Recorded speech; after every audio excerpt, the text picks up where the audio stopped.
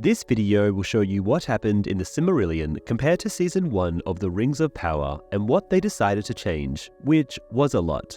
For example, Galadriel is supposed to be married at this point and not hunting Sauron like she is in the show. The timeline of the forging of the Rings of Power is also different, and centuries worth of events are being condensed down so they all occur roughly around the same time, which messes up the Lord of the Rings chronology. But anyway, there's a lot to cover, so let's start.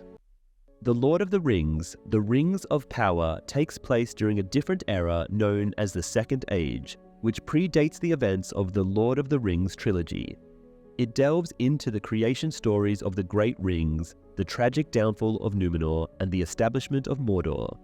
The first two episodes, titled A Shadow of the Past and Adrift, premiered exclusively on Prime Video.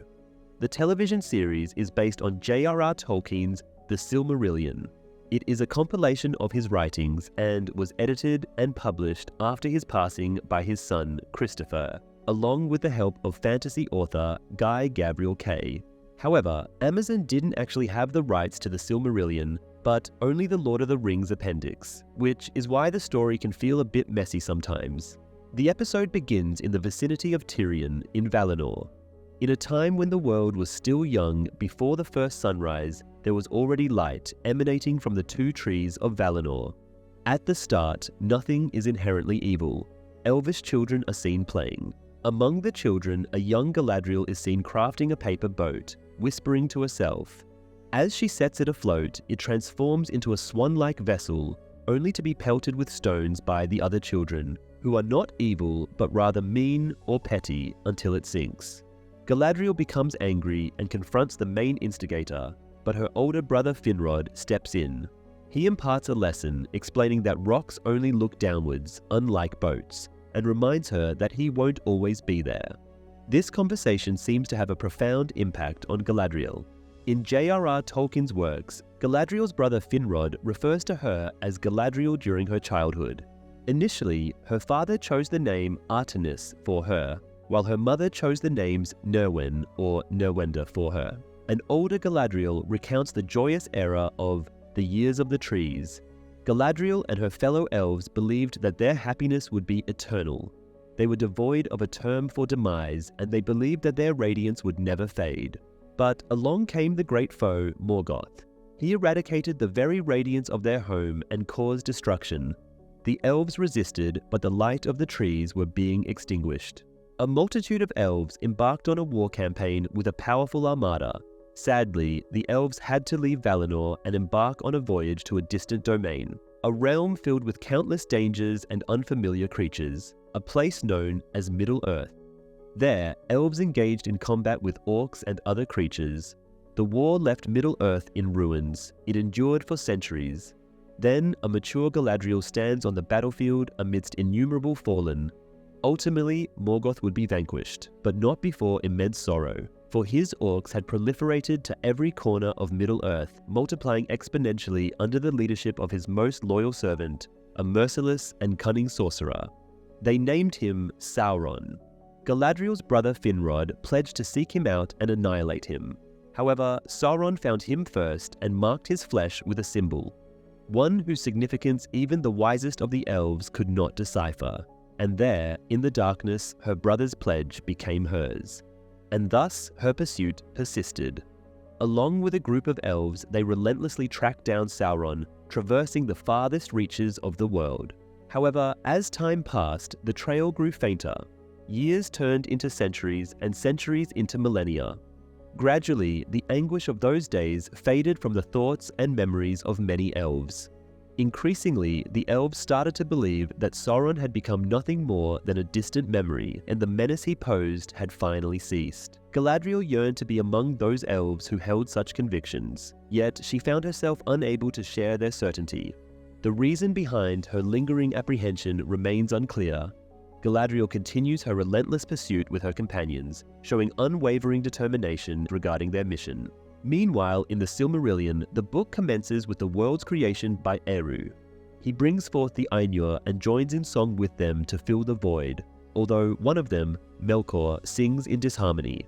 Elves and men inhabit the world. the Ainur residing in the world are called Valar. Before long, the Valar engage in conflict with Melkor. The 14 Valar each possess unique abilities and are led by Manwë, who resides in Valinor atop the world's tallest mountain. In addition to the Valar, there are mighty spirits known as the Maiar who serve the Valar. Notable Maiar include Sauron and Melian.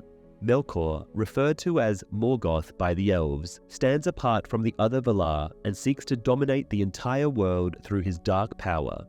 The Valar drive Melkor away and then commence the process of shaping the world. However, during their revelry, Melkor establishes a sinister kingdom for himself. Upon the arrival of the elves, the Valar impart knowledge of poetry and craftsmanship to them. Despite the elves' proximity to the Valar, numerous men are drawn towards Melkor's malevolence. The dwarves are crafted by Aule without Eru's consent. Despite offering to eradicate his creation, the dwarves are permitted to exist. Yavanna, worried about the safety of her natural creations, flora and fauna, approaches Manwë. He advises her to create the shepherds of the trees, Ents, to safeguard the forests. Melkor assembles his dark army, which includes Balrogs, dragons, werewolves, and various other monstrous beings. Melkor seizes the elves and transforms them into orcs.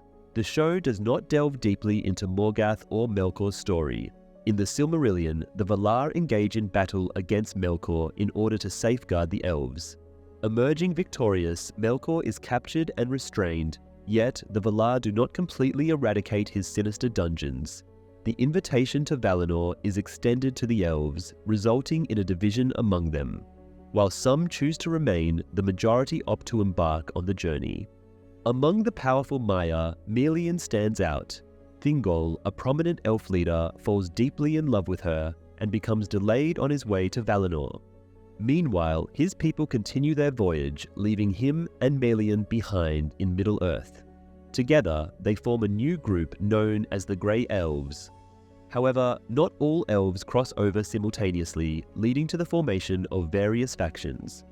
Many of these factions choose to stay in Middle-earth for countless centuries. In Valinor, the elves construct a magnificent city and cultivate trees. During the second millennium of the Second Age, Galadriel leads a group of elves, including Thondir, on a courageous mission to track down any remaining orcs and gather evidence of Sauron's whereabouts. As they traverse the treacherous wastelands of Forodwaith, they stumble upon an abandoned stronghold, the nature of which remains unspecified. Inside, they uncover signs of dark magic and a mysterious symbol left by Sauron on Finrod's body long ago. This strengthens her resolve to persist in the search and refrain from returning home until they are certain that all traces of their adversaries have been eradicated. Suddenly, a snow troll attacks them, but Galadriel swiftly dispatches it. Based on their discoveries, Galadriel deduces that Sauron has likely survived Melkor's defeat and is hiding elsewhere, regaining his strength. Determined to continue the search further north, Galadriel's companions, including Thondir, interpret the findings differently. They believe that Sauron and the orcs have not endured and refuse to accompany Galadriel any further. Instead, they choose to return home to Lindon. Reluctantly, Galadriel also departs for Lindon, but only to briefly stay and recruit new companions for her quest. Galadriel's fury towards Morgoth and Sauron's malevolence during the First Age is vividly portrayed in the Rings of Power. However, this is quite different to her book counterpart who did lose a brother to Morgoth, but was not consumed with revenge like she is depicted in the show.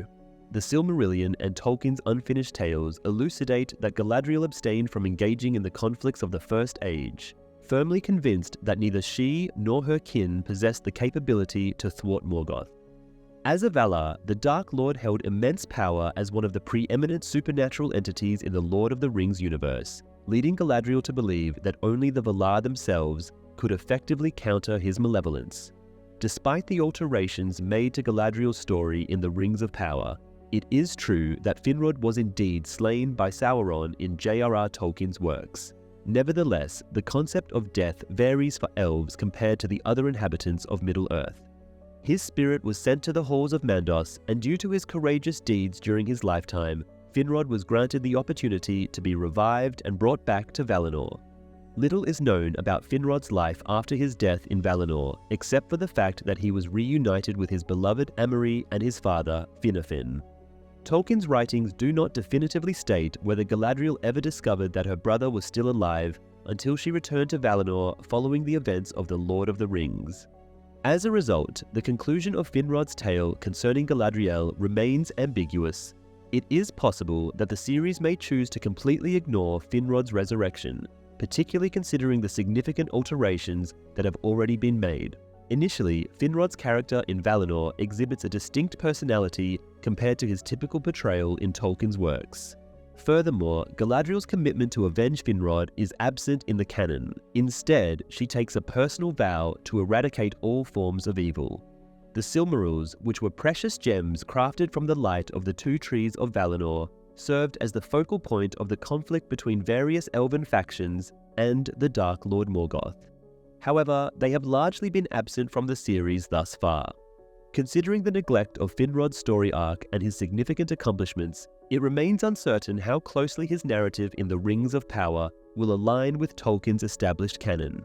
The episode then moves on to the vast expanses to the east of the Misty Mountains. Unidentified hunters of men traverse the land, adorned with imposing moose antlers.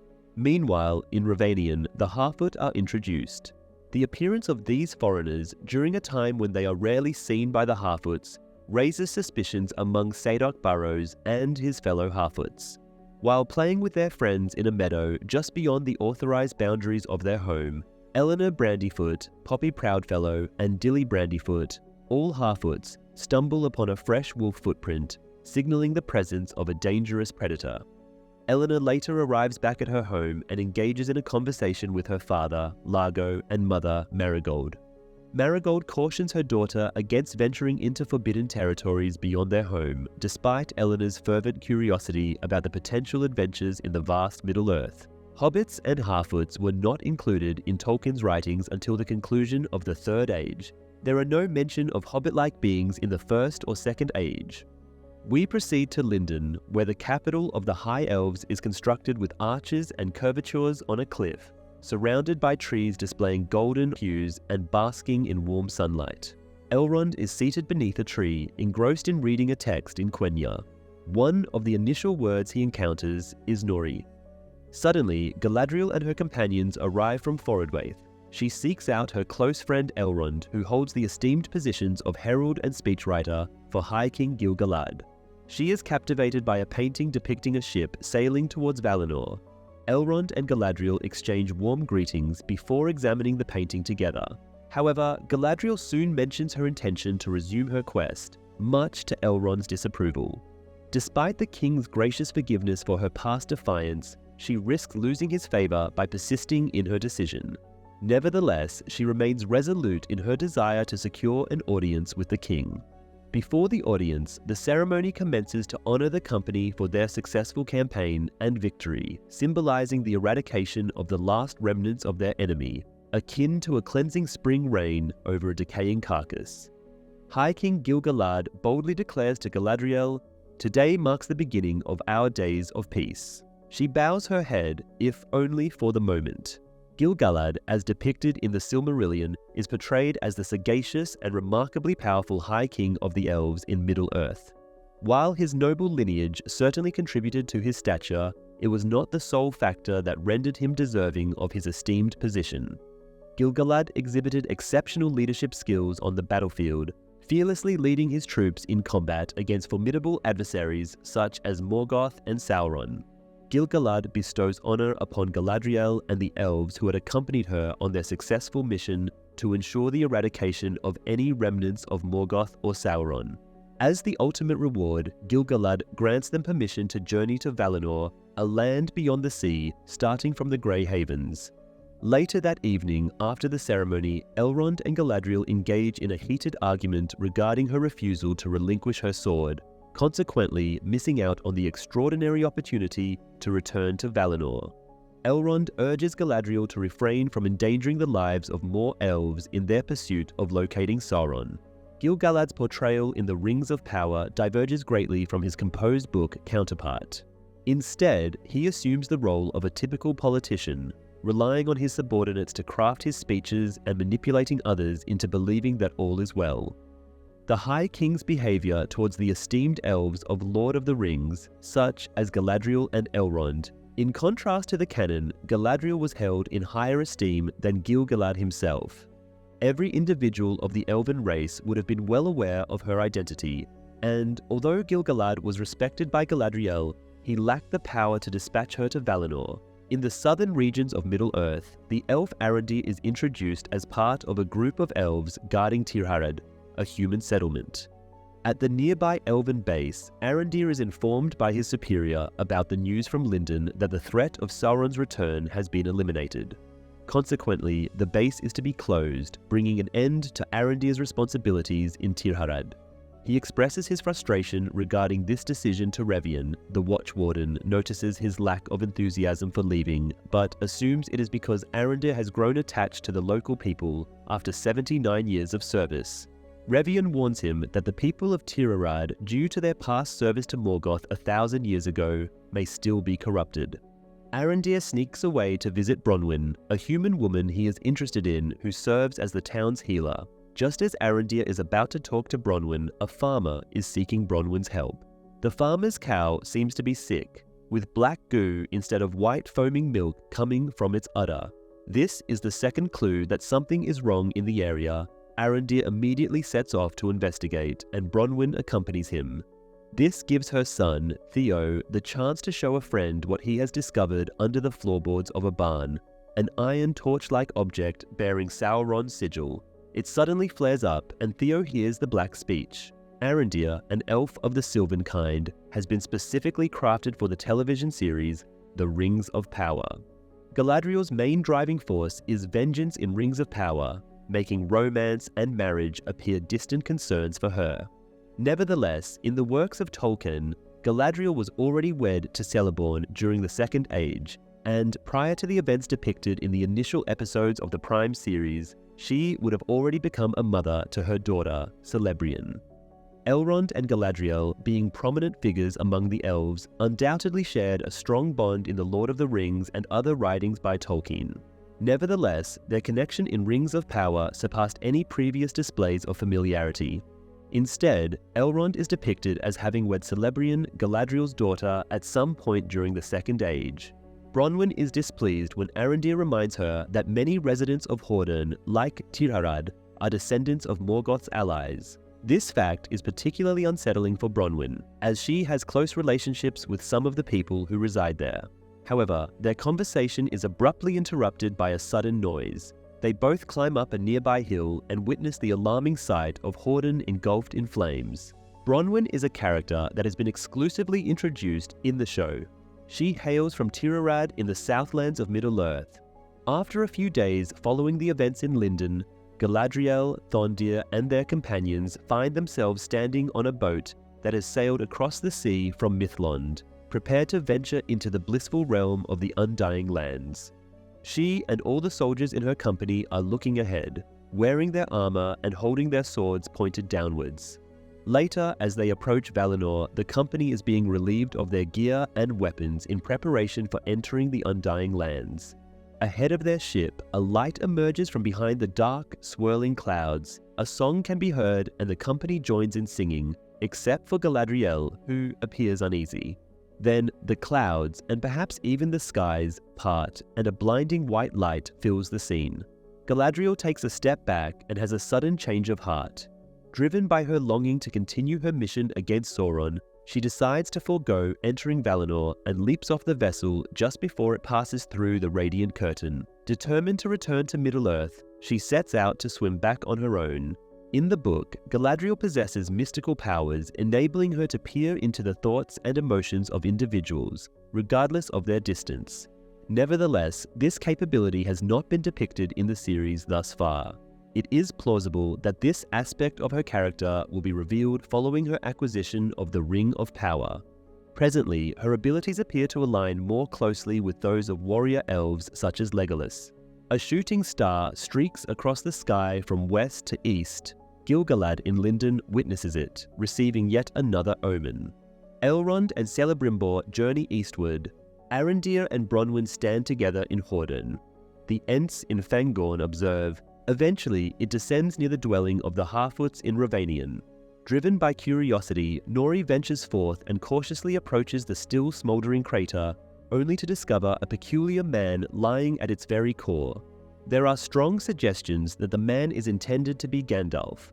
However, if this is indeed the case, it deviates from Tolkien's original intentions regarding the wizard's arrival in Middle-earth, both in terms of the method and the time period.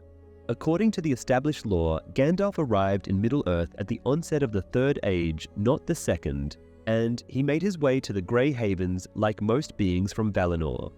While there were indeed Istari who arrived in Middle-earth during the Second Age, they were the Blue Wizards and had no association with hobbits, or the Harfoots in Rings of Power.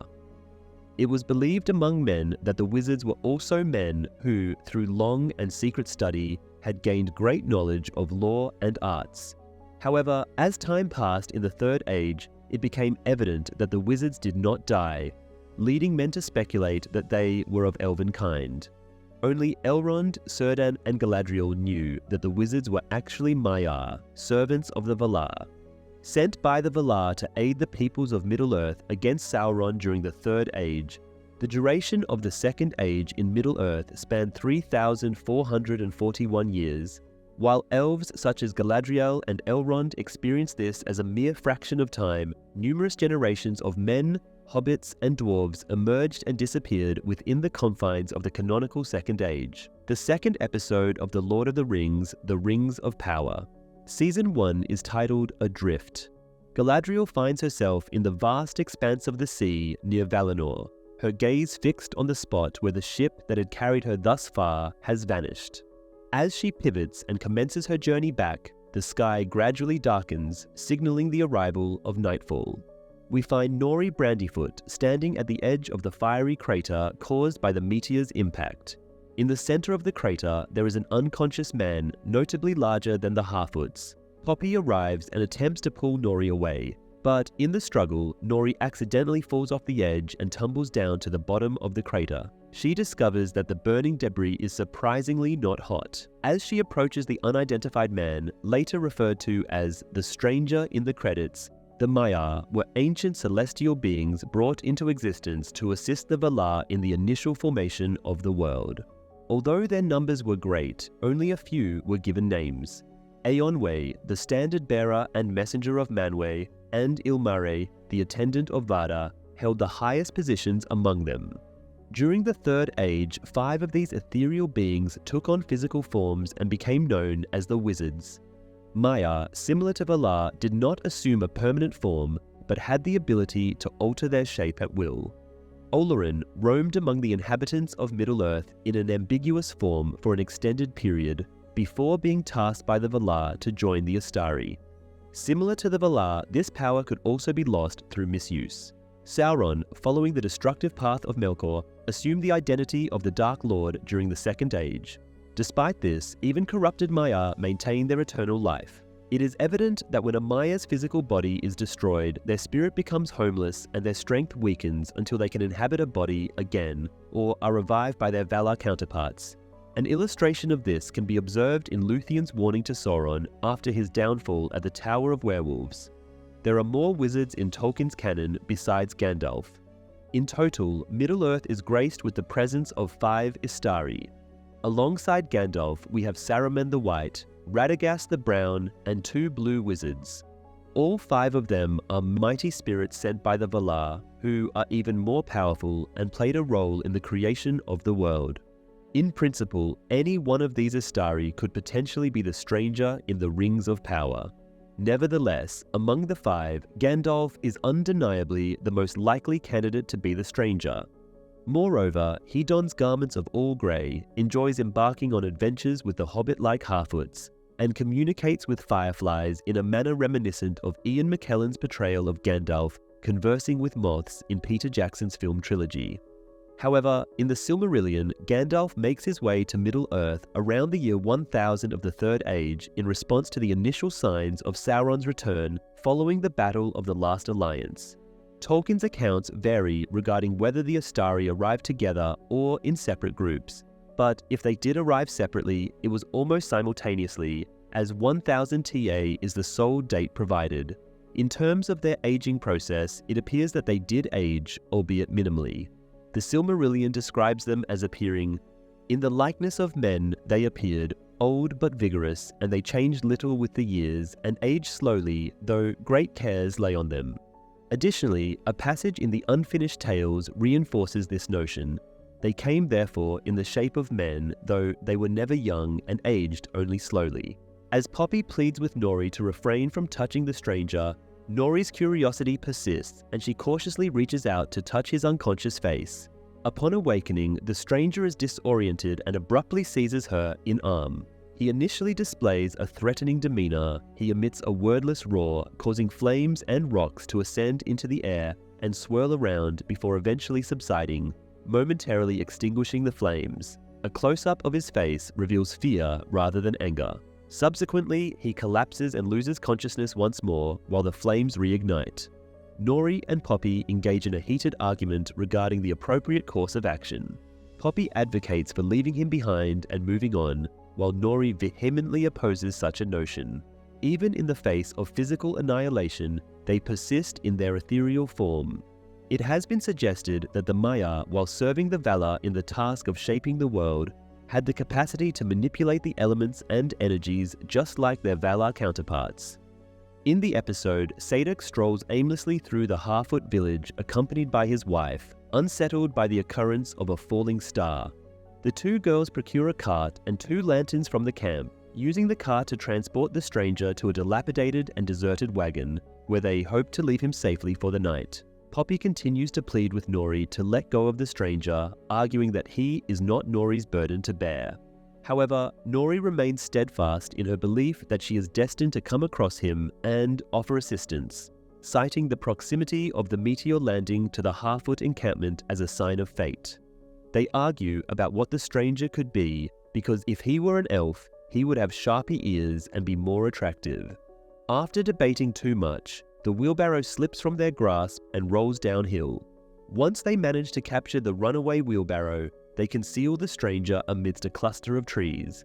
There, he can spend the night undisturbed. Nori feels a deep sense of responsibility for the stranger and wants to make it her task to look after him and make sure he is safe.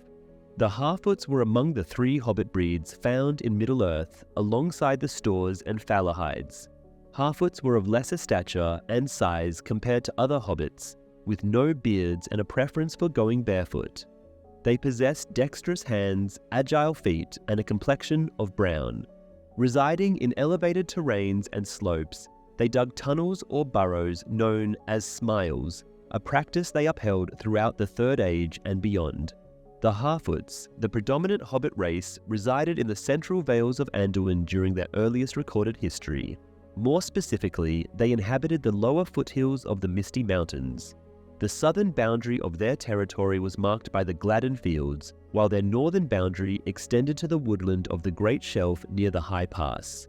Throughout the early Third Age, the Harfoots had regular interactions with dwarves who journeyed through the High Pass, although the nature of these interactions remains unspecified.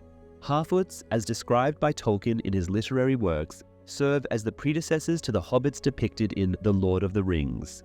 Bronwyn and Arondir proceed to explore the desolate village using the dim light of their torches. The structures within the village lay in ruins, resembling the aftermath of a powerful earthquake. However, it becomes evident that the absence of any human remains or survivors cannot be attributed to a natural disaster. Instead, only a few remnants of the village's livestock carcasses remain. They cautiously navigate through collapsed and still smoldering buildings, appearing to be the only ones in the smoky darkness.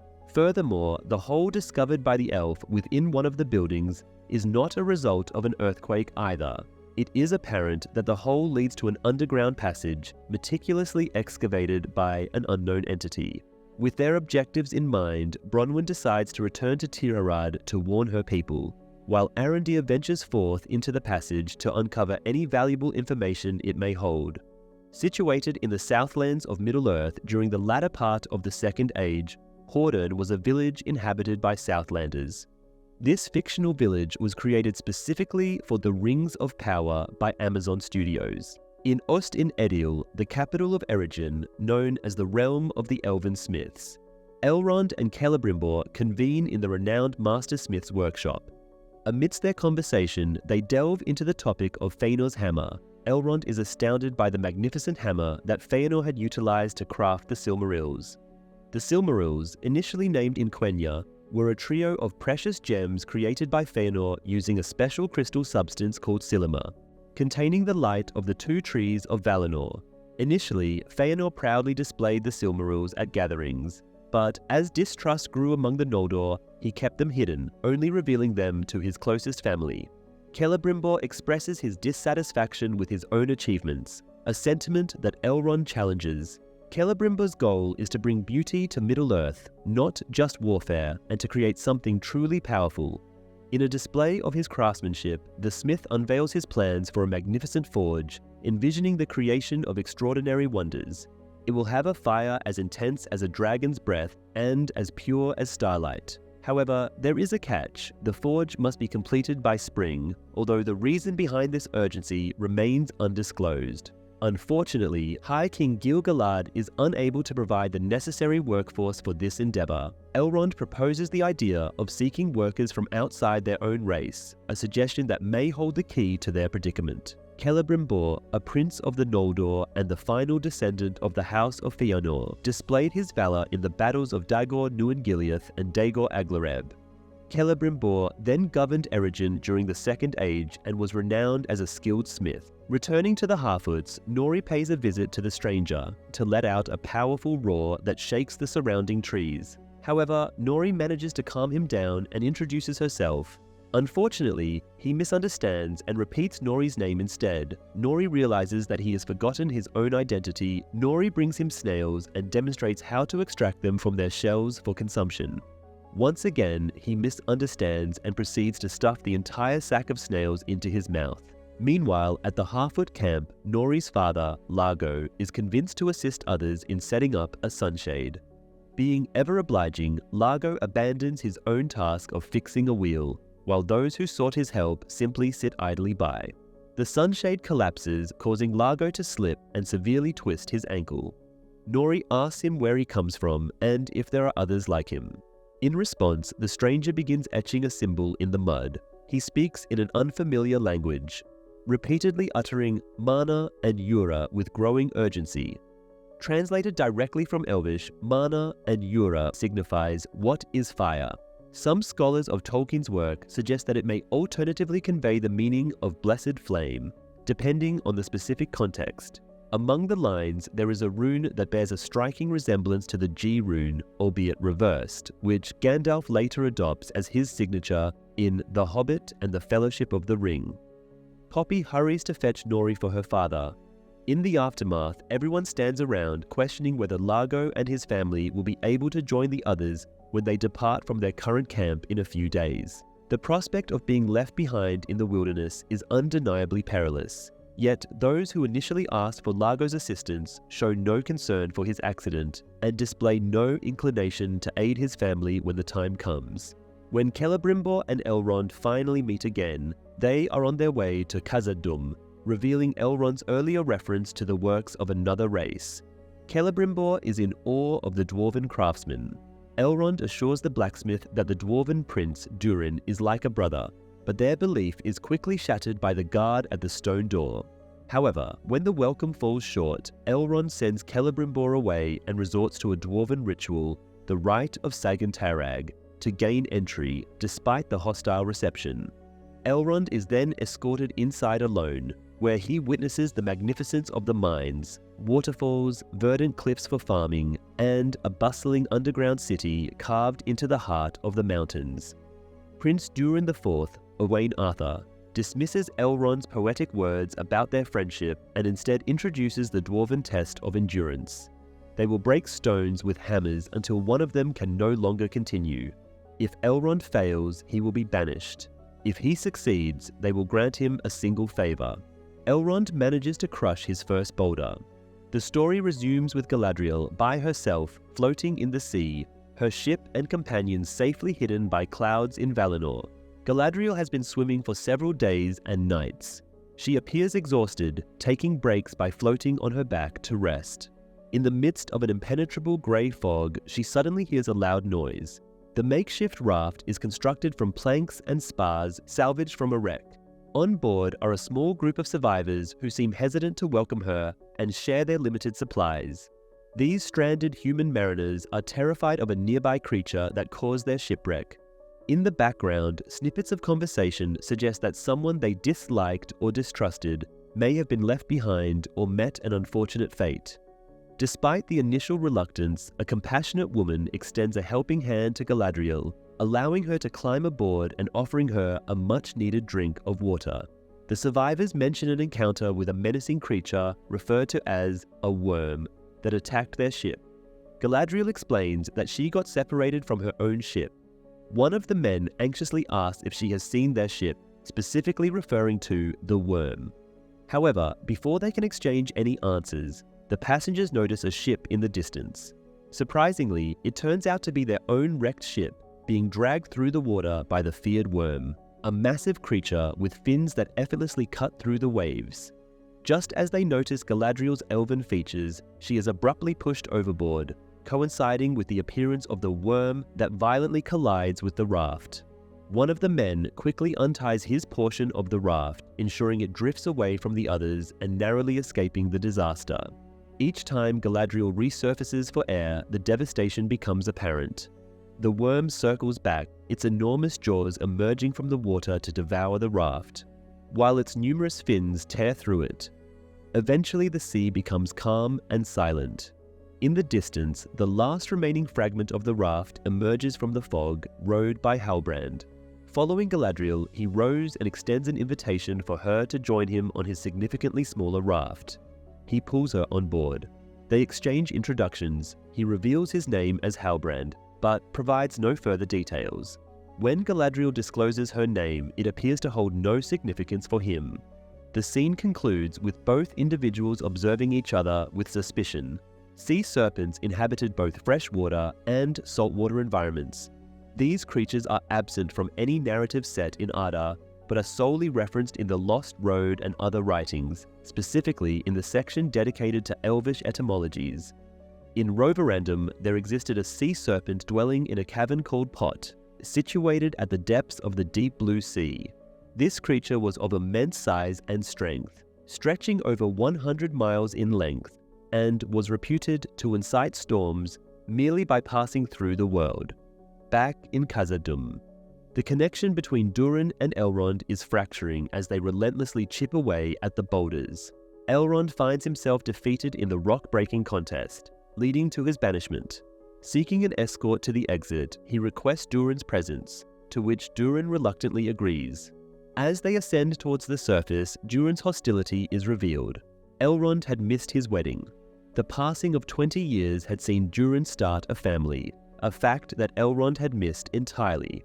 Despite the time difference between elves and dwarves, Durin remains unforgiving. Elrond, displaying his diplomatic nature, expresses his genuine remorse and offers to personally apologize to Durin's family. Durin IV, the successor of the 3 preceding kings also named Durin, was widely believed to be the reincarnation of Durin I due to his striking resemblance to him in both manner and appearance. Durin escorts Elrond to his residence. Durin states they will not reminisce over past times or indulge in further discussions, nor will Elrond stay for dinner. However, Durin underestimates the warm-hearted response of Princess Disa, his spouse. Disa, who has clearly never encountered Elrond before but easily discerns his identity, warmly embraces him and extends an invitation to dine. During the dinner, Disa elaborates on the dwarvish art of resonating, her unique talent that helps dwarves identify safe and profitable mining locations. Elrond inquires about how the couple first met, leading to a playful exchange about their initial feelings for each other and duration of their courtship. The affectionate dwarven duo concludes the conversation with a heartfelt kiss. Durin maintains a sense of suspicion towards Elrond's intentions for a while longer. A heartwarming tale unfolds about a Malorn tree defying expectations by thriving in an unlikely spot, gifted to Durin as a sapling by Elrond and lovingly cared for over the years. The dinner conversation resumes, with the prince reluctantly agreeing to consider the proposal brought forth by Elrond on behalf of his king. On the raft, Galadriel ponders aloud about the type of man who would abandon his companions to their demise. Hildebrandt asserts that he is the kind of man who knows how to survive by not being a part of a larger target. They engage in further snappy conversation, each attempting to extract information from the other by provoking, revealing responses. Galadriel appears to succeed when Howe reveals that he was forced out of his land by orcs, leaving his home in ruins. Curious, Galadriel inquires about the medallion he wears around his neck and the exact location of his homeland. After a bit more banter, she offers her assistance in reclaiming his homeland, to which he retorts that she lacks an army from his perspective. Eventually, he discloses that he hails from the Southlands. The Darkland, also known as the Southland, was a continent situated to the southeast of the locations where the events of the Silmarillion and the Lord of the Rings took place. Limited information is available regarding its geographical characteristics, although it is speculated to possess various mountain ranges such as the Yellow Mountains. Following the Battle of the Powers, the Darkland emerged as a consequence of the Valar's victory over Melkor at his stronghold of Utumno. Initially, Middle-earth existed as a single landmass situated between the Belagaea in the west and the Eastern Sea. However, the landscape underwent a transformation during the conflict, leading to the expansion of the Sea of Ringil. The conversation abruptly ends as they become aware of the rapidly approaching dark storm clouds making their way across the water. In the southern regions, Bronwyn rushes to the tavern to alert her neighbours about the unsettling revelations she and Arondir uncovered in Hordern. Unfortunately, her warnings fall on deaf ears as nobody takes her seriously. They are unwilling to abandon their homes merely due to a ground shake in a neighbouring village. Waldreg refuses to flee, claiming to have witnessed less perilous situations in the form of landslides. Meanwhile, back at home, Theo sulks, pondering over his mother's nocturnal escapades with the elf and the potential reactions of his friends.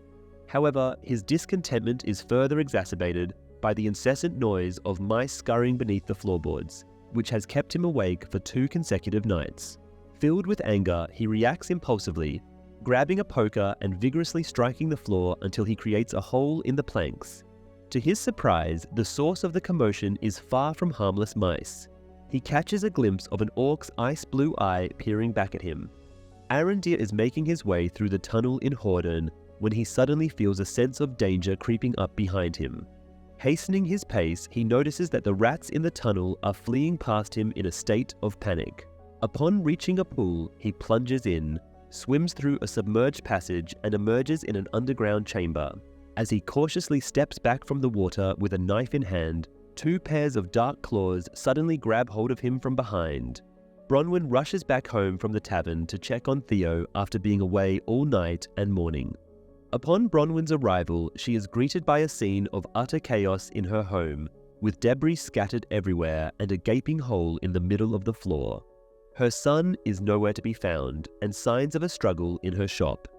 Just then, Theo opens a door in the wall from a small cupboard where he is hiding and whispers a warning for her to stay quiet and leave.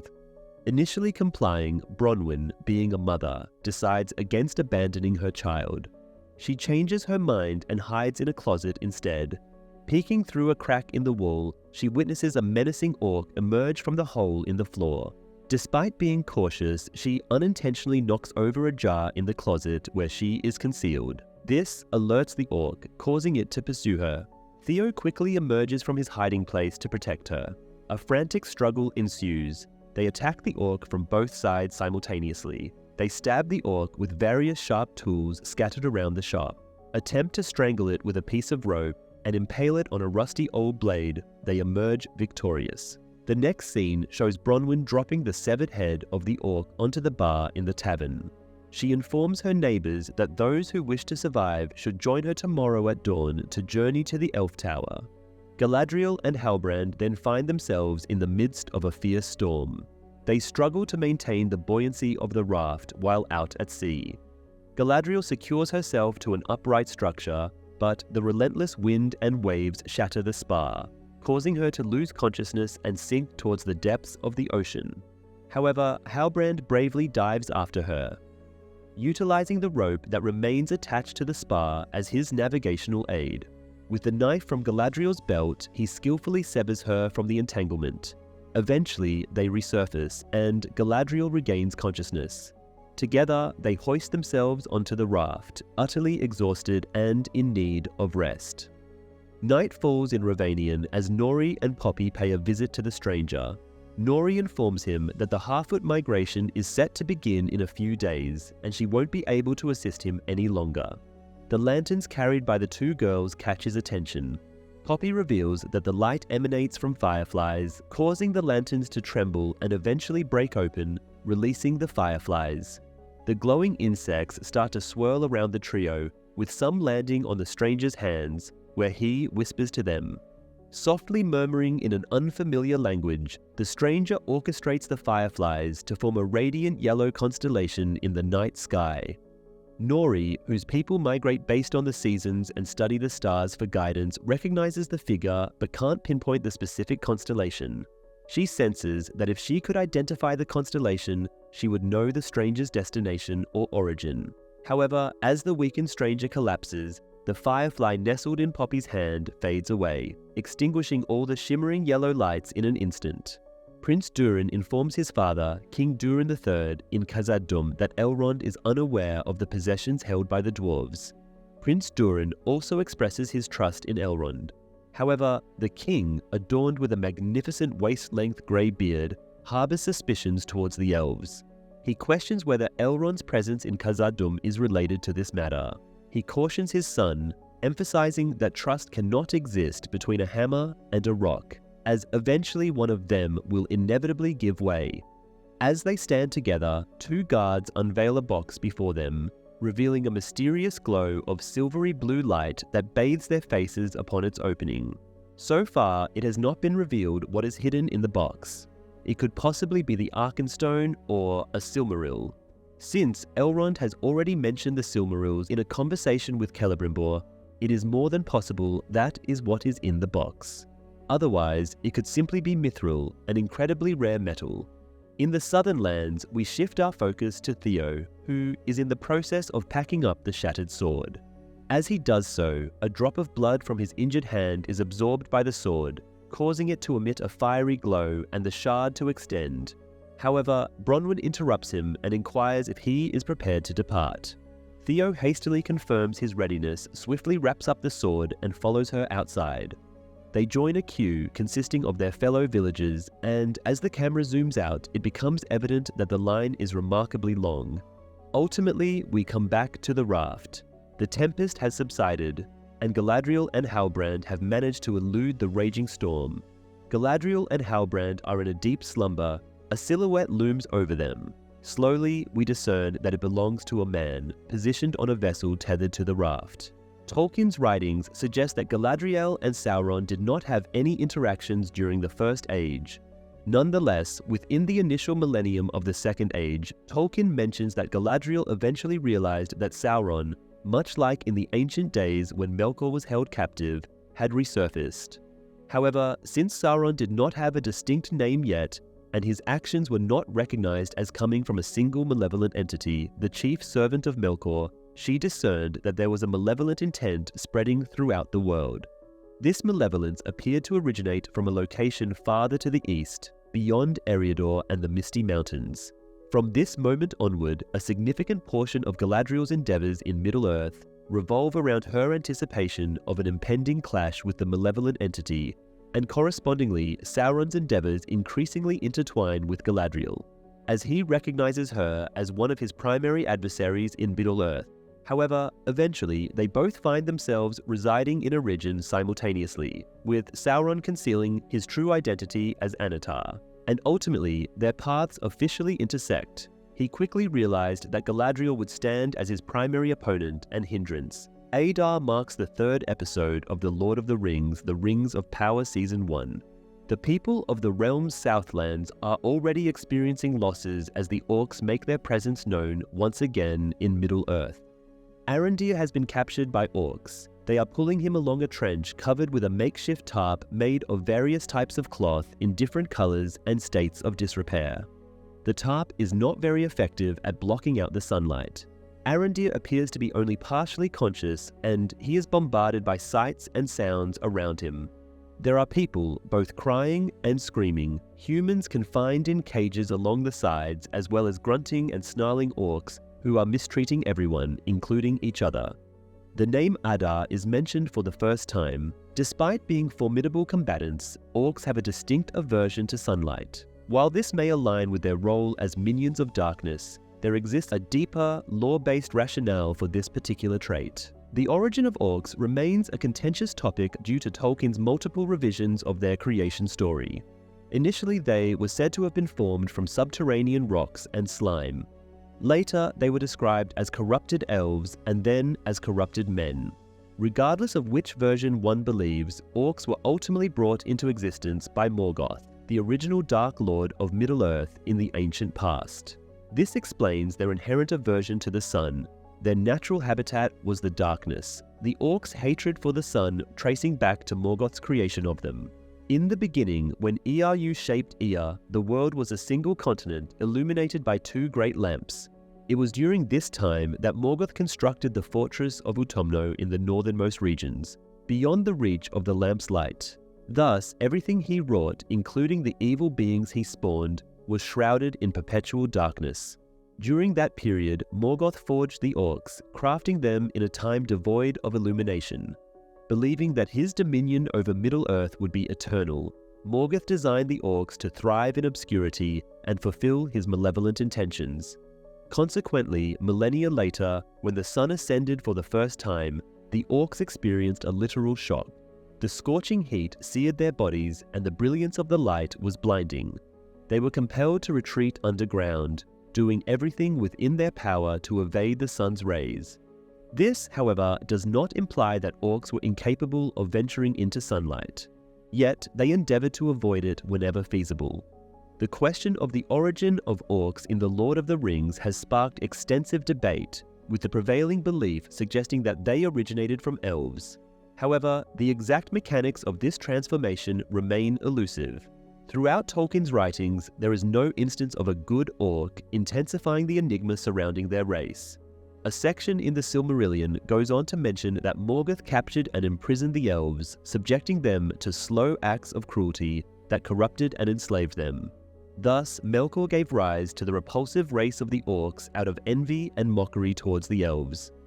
Nevertheless, Tolkien's annotations later refuted this claim, asserting that the Dark Lord lacked the power to strip the elves of their immortality. Galadriel awakens abruptly. The echoes of whipping and screaming still linger in the air. She realizes she is now in the confines of a ship. Her sword is nowhere to be found. Halbrand enters the scene, offering her a bowl of food and a piece of bread. As she prepares to eat, Galadriel pauses and inquires whether their hosts are allies or captors. Halbrand reassures her that the food is safe to consume. Galadriel, feeling extremely hungry, devours the food without uttering another word. Suddenly, the hatch is opened. They are granted permission to go on deck, where each sailor gazes at them intently. Specifically, their attention is fixated on Galadriel. Soon, the commander arrives and he refuses to answer any inquiries himself, but informs them that he is obligated to deliver them to his superiors. Therefore, they are essentially prisoners. Galadriel's missing sword is in his belt. As it turns out, they are near Númenor, and they are currently entering the narrow entrance flanked by towering cliffs adorned with sculptures that leads to its port. The sheltered harbour surrounding the city presents a magnificent sight, with its sprawling presence across the hills and dominating the landscape. Halbrand appears to be quite impressed by the view, momentarily forgetting to display any signs of anger, much to Galadriel's surprise. Once the ship docks, the commander takes the lead, accompanied by a small group of men, guiding them towards the shore. As they make their way towards the royal residence situated high up on the steep hillside, Galadriel starts telling Halbrand stories about Númenor. But before she begins, she insists on reminding Halbrand of his ancestors being traitors who fought for Morgoth while the ancestors of the Númenóreans stood alongside the elves in their battle against the great foe. As a reward for their loyalty, the Valar granted the Númenóreans the island of Númenor. Initially, the relationship between the elves and these men was mutually beneficial, with the sharing of knowledge and gifts. However, for reasons that remain unclear, Numenor eventually began to distance itself from the elves, eventually severing all contact. As Galadriel continues her explanation, they pass by a forge, and Halbrand's keen interest in it becomes evident. The history of Numenor can be found in the Silmarillion, as well as in the appendices of J.R.R. Tolkien's Lord of the Rings. Numenor, the kingdom of the Númenóreans, is situated on an island amidst the vast Great Sea, positioned between Middle-earth and Amen. This land has emerged from the depths of the sea as a benevolent offering to men. Originally known as Elena, or the Isle of Elena, it acquired this name due to the Dunedain being guided to it by the radiant star of Erendil, and also because the island itself took the form of a five-pointed star. Following the defeat of the Dark Lord Morgoth in the Great War, the Valar showed compassion towards the three houses of the Edain who had suffered greatly. They bestowed upon the survivors the island of Elena, known as Numenor or Andor. The Númenóreans were prohibited by the Valar from venturing too far westward, to the extent that Numenor was no longer within sight. This restriction was imposed out of concern that they might stumble upon the Undying Lands, a realm inaccessible to men. Upon reaching a grand hall, Galadriel and the commander find themselves amidst an ongoing audience, graced by the presence of Queen Regent Miriel and Chancellor Pharazôn. However, their path is obstructed by a guard who informs them that both the Queen and Chancellor are preoccupied. It is only when the commander steps aside, allowing the guard to catch a glimpse of Galadriel's unmistakable elven ears, that they are granted passage. Halbrand, perceiving the tension, advises Galadriel to momentarily set aside the weight of history and exercise restraint, in order to avoid provoking these people. However, as expected, Galadriel remains unresponsive to his well-intentioned counsel. As they enter the hall, a hush falls over the crowd. Standing before the Queen Regent, Halbrand quietly suggests that they should kneel. Surprisingly, Galadriel follows his lead without hesitation, but not without casting him a glance when the Queen declares that kneeling is not customary in Numenor. Halbrand whispers an apology, acknowledging his misjudgment. The Queen commands Galadriel to speak and reveal her true identity, and without hesitation, Galadriel obeys, holding nothing back as she proclaims that she is Galadriel of Noldor, the daughter of the esteemed house of Finarfin and the commander of the northern armies under High King Gil-galad. This declaration causes quite a commotion. In contrast, Halbrand introduces himself as Halbrand of the Southlands. After explaining how they came to be together, Galadriel humbly requests passage to Middle-earth. Halbrand is taken aback by her use of the word us, but his enthusiasm for the idea remains minimal. Furthermore, Galadriel's request for a few planks and a rudder, citing the elves' previous generosity towards the islanders, does little to bring them closer to their desired destination. The Queen refutes the notion that their island was a gift from the elves, as the crowd's reaction already made clear. Instead, she asserts that they paid for the island with the blood of their own kin. Sensibly, Galadriel responds that if blood is the price for passage, she is willing to pay it. Halbrand's timely intervention, sensing the unrest among the people, leads to a 3-day cooling-off period being agreed upon, giving them time to consider her request for passage. However, the elf is confined to the palace grounds. Despite this, Galadriel cannot hide her displeasure. She resists being treated like a prisoner. The Chancellor, displaying more tact, reassures her that his intention is not to imprison the powerful commander of the northern armies. She is to see herself as a guest. With that, he summons the guard to escort them to their quarters. In the Amazon series, Miriel makes her debut as the Queen Regent, a woman who harbors a profound affection for her homeland, yet finds herself weighed down by immense responsibilities. In his writings, Tolkien described Tamiriel as possessing beauty that surpassed the radiance of silver, ivory, or pearls, and her physique was more petite compared to the majority of Númenórean women. The commander turns away, having completed his task, but Halbrand stops him and embraces him to show his gratitude. Initially looking puzzled, the commander eventually smiles politely and walks away. Unnoticed by anyone, Halbrand manages to retrieve Galadriel's sword from the commander's belt. Galadriel is displeased. He sighs and reassures her that the Southlands will still be there in 3 days. Extending his hand, he adds that some peace would benefit her as well. After a moment of consideration, Galadriel accepts his hand. Halbrand then pulls her closer and places her sword back in her hand. Elendil, the son of Amandil and leader of the Faithful, was born in 3119 of the Second Age in Númenor. He maintained a strong friendship with the elves and upheld the old ways, much to the disdain of Ar-Pharazôn and Sauron.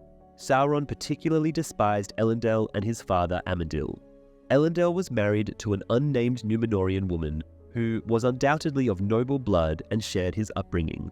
Together, they had 2 sons named Isildur and Anarion. It remains uncertain whether she accompanied him to Middle-earth following the downfall of Númenor. The Chancellor approaches Queen Miriel and advises her to swiftly resolve the issue. The Queen appears unconcerned, as it is only one elf. However, Pharazôn warns her not to underestimate the situation. They exchange a worried glance momentarily. Then, the Queen informs the commander, Elendil, who hails from a noble family but now serves as a sea guardsman, with a son set to join him in service. Isolde is currently undergoing rigorous training as a cadet in order to be accepted into the Sea Guard. Following the training session, one of the cadets is dismissed due to a simple mistake. Isolde could face the same fate if he doesn't become more attentive. His mind has been wandering throughout the day, as his friends have pointed out. The training will conclude in just 9 days, and if successful, they will become officers after completing the sea trials 4 years later. However, Isolde doesn't seem as enthusiastic as his friends about this prospect. His sister arrives leading a horse, and Isolde excitedly greets his horse named Beric. His friend Valandil pays more attention to his sister and then heads off to the cantina after a brief exchange. Isolde has different plans in mind. He questions his sister about her presence, although his tone lacks warmth, suggesting that he was expecting their father instead. Isildur is the offspring of Elendil and an ancestor to Aragorn in The Lord of the Rings. His story in the history of Middle-earth is a combination of triumph and tragedy, intricately linked to Sauron's downfall during the Second Age and the unfortunate preservation of the One Ring. The scene transitions to the palace, specifically to the White Tree in the King's Court, a descendant of the 2 trees in Valinor. As the tree blossoms, the falling petals signal a disturbance. Queen Miriel converses with Elendil in an empty audience hall, emphasizing the significance of the falling petals as a sign of the Valar's watchful eyes. There is a hint of resentment in her tone as she questions Elendil's belief in this. Elendil skillfully avoids a direct answer, prompting a chuckle from the Queen. She inquires about the meaning of his uncommon name, leading to a discussion about its translations. Elendil reveals that it can also mean elf friend in the ancient Eldar tongue, causing tension as the Queen questions his allegiance to the elves. He now turns completely towards the Queen and proclaims his unwavering loyalty to Númenor. However, she doesn't truly believe him. In the Southlands, Arondir is thrown outside and promptly put to work alongside other elves who happen to be his tower mates, including Midhor and Revion. Arondir is gazing up at a towering tree obstructing their path. The sun emerges from behind a cloud, casting orcs into the shadows of the shielded trench. Arondir explains to Medhor how the trench, which he refers to as corridors, extends all the way to Hordern, possibly even further. Arondir suspects the orcs are searching for something as they ransack villages, possibly a weapon. Revion has observed that the orcs speak with reverence of something or someone. He speculates that Morgoth has a successor. Arondir asks him about the name Adar. Revion explains that Sauron was said to have many names in ancient times. Perhaps this is one of them. Their conversation is abruptly halted by an orc, instructing them to dig. A multitude of thick roots are obstructing the end of the trench, with many already exposed. It appears that the trench leads directly to the tree. Revion proposes going around the tree, but the orcs refuse to consider it. He then makes a heartfelt plea for the tree, which may be older than any of the orcs. The camp leader, Megrel, praises Revion for his strong character and announces that his group has earned a ration of water. Magro opens the jug and pours some water onto his hand. The clear, tempting water is appealing to the thirsty elves. However, they all hesitate, fearing it may be poisoned. With a sly grin, Megro offers the jug again. After a moment of hesitation, Revion reluctantly accepts the jug and cautiously takes a sip. Finding it to be refreshing, he takes a few more swallows. Megro nods in approval, still grinning. Varian passes the jug to Arondir, who remains skeptical but eventually drinks some water. The jug is then handed to Medor, who raises it to his lips, unknowingly exposing his throat to Megro. Unable to contain his malicious grin any longer, Megro swiftly slashes Medor's throat in one fluid motion. Medor succumbs to his injuries. Much to the amusement of the orcs, the commotion persists momentarily until Arondir, cradling his deceased friend, declares he will cut it down himself. A short while later, Arondir emerges from the trench, revealing the extent to which the roots have already been dislodged from the soil. He wields an axe and is bound by a chain around his ankle. Before commencing with the task of felling the colossal tree, which measures nearly 2 meters in thickness, Arondir addresses it in Quenya, perhaps offering an apology for prematurely ending its lengthy existence or seeking forgiveness.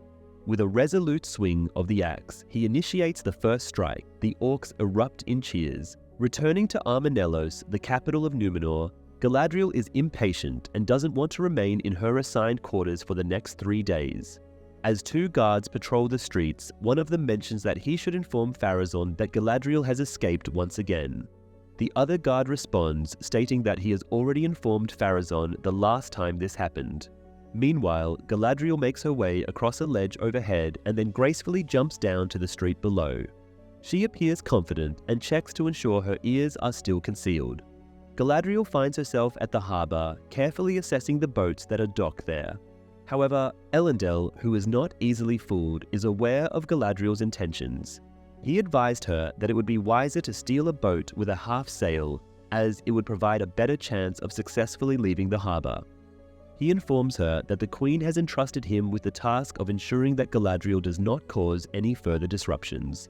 Galadriel, in turn, questions Elendil's knowledge of her identity. Only when Elendil converses with her in Quenya does Galadriel show interest, intrigued by his comments about the language still being taught in their Hall of Lore.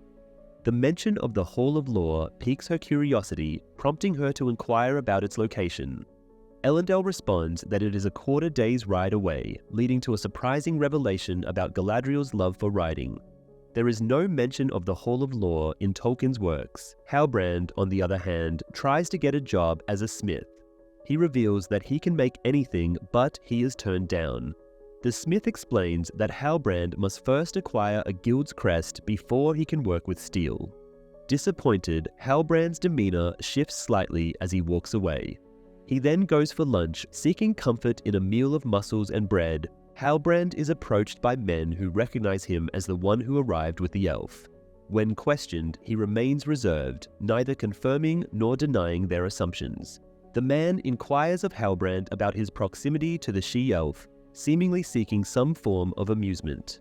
Initially, Halbrand shows no concern or attempts to avoid the situation. However, his responses attract the attention of 3 additional men, friends of the initial inquirer, who join them at the table. They deliberately try to provoke a negative reaction from him. Halbrand becomes still and appears to be contemplating his options.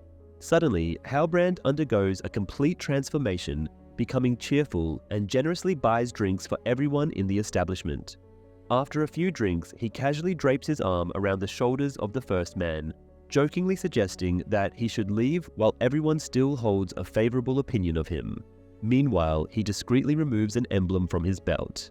He then walks away, slightly unsteady, until he disappears around a corner. However, his actions do not go unnoticed this time. The 4 men follow him. A brawl ensues, during which Halbrand reveals yet another of his many skills. He knows how to fight dirty. At some point, he crosses a threshold and goes into a frenzy, fighting without any restraint. Galadriel is guided to the Hall of Lore in the kingdom. The walls are concealed by towering shelves filled with thousands of scrolls. She is impressed that it was designed by Elros, the deceased brother of Elrond. Elros, a half-elf, chose to become human and became the first king of Númenor. Elros passed away in SA 442. Having governed Númenor for 410 years, he was the sole Númenorian monarch to reach the age of 500. Galadriel speaks of Elros, referring to him as an extraordinary individual.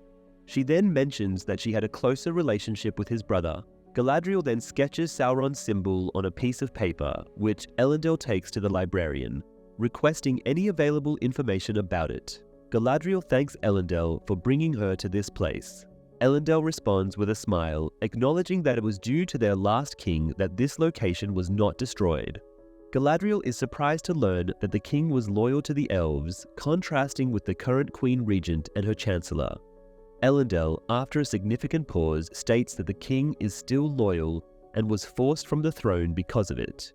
He now resides in the tower, an exile in his own kingdom. As Galadriel processes this information, the librarian approaches them swiftly. Galadriel suddenly realizes that the symbol she had mistaken for a sigil is actually a rough depiction of the Southlands, resembling a map. This revelation raises the question of why Sauron or one of his followers would carve a map onto Finrod's flesh, almost as if proclaiming their presence. To confirm her suspicion, she compares the drawing to a map carved on a tabletop, and the resemblance is unmistakable. As Galadriel continues to examine the document, she discovers that it is written in the Black Speech, revealing not only the existence of the Southlands, but also a sinister plan. This plan entails the construction of a new realm where evil would not only persist, but flourish, to be executed in the event of Morgoth's defeat by his successor. Elendil, who had already been concerned, becomes even more troubled upon witnessing Galadriel's reaction. Galadriel says that the Southlands are in great peril. In the first 2 episodes of The Rings of Power, Sauron's symbol is depicted as a mere emblem utilized by his devoted followers to display their allegiance. However, the 3rd episode unveiled the true identity of the symbol. It is not a symbol at all, but rather a geographical location. When rotated 90 degrees, the emblem actually resembles the outline of the Southlands, the realm of men in Middle-earth's Second Age that is depicted as being besieged by orcs in the initial 3 episodes. The writing in the Black Speech encircling the map discovered by Galadriel unveils that the Southlands are destined to transform into Mordor, the malevolent realm contrasting the peaceful Shire depicted in the Lord of the Rings trilogy. The Black Speech further reveals that in the aftermath of Morgoth's defeat at the hands of the Elves of Valinor and the men of Edarn, now Numenor, the Orcs and Morgoth's successor Sauron will establish their own dominion, allowing evil to flourish unhindered. The Harfoot are joyously celebrating, making preparations for their upcoming migration the following day. Adorned in elaborate attire, predominantly crafted from natural camouflage materials, or headgear resembling birds of prey or predators, they exude a vibrant energy. Everyone has enthusiastically joined in the festivities, except for Marigold and Largo, who sit together in their cart with a dejected demeanor. Largo's ankle is not healing well, and Marigold fears being left behind. Largo reassures that no Brandyfoot has ever been left behind. Somehow, they will find a way to reach the grove. Besides, there is Nori to consider as well. Marigold scoffs slightly at the mention of Nori, but Largo understands Nori's determination. When she sets her mind to something, nothing can stand in her way.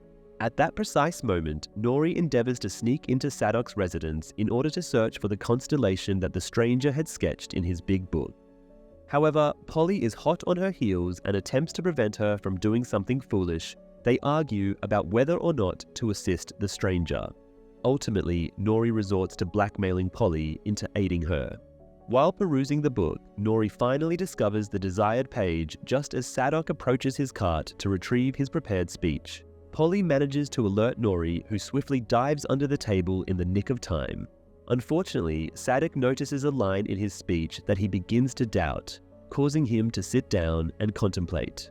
From beneath the table, Nori fumbles her way towards the page she had carelessly left on the table and eventually succeeds in finding it. The stranger discreetly enters the camp and proceeds to examine the star map using the light from a fire. However, he carelessly holds the page too close to the flames, causing it to catch fire.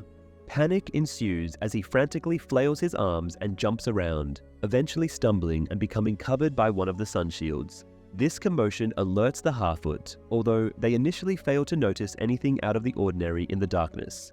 Suddenly, a massive figure resembling a giant emerges before them. After managing to free himself, much to his relief, the stranger worsens the situation by calling for Nori's assistance.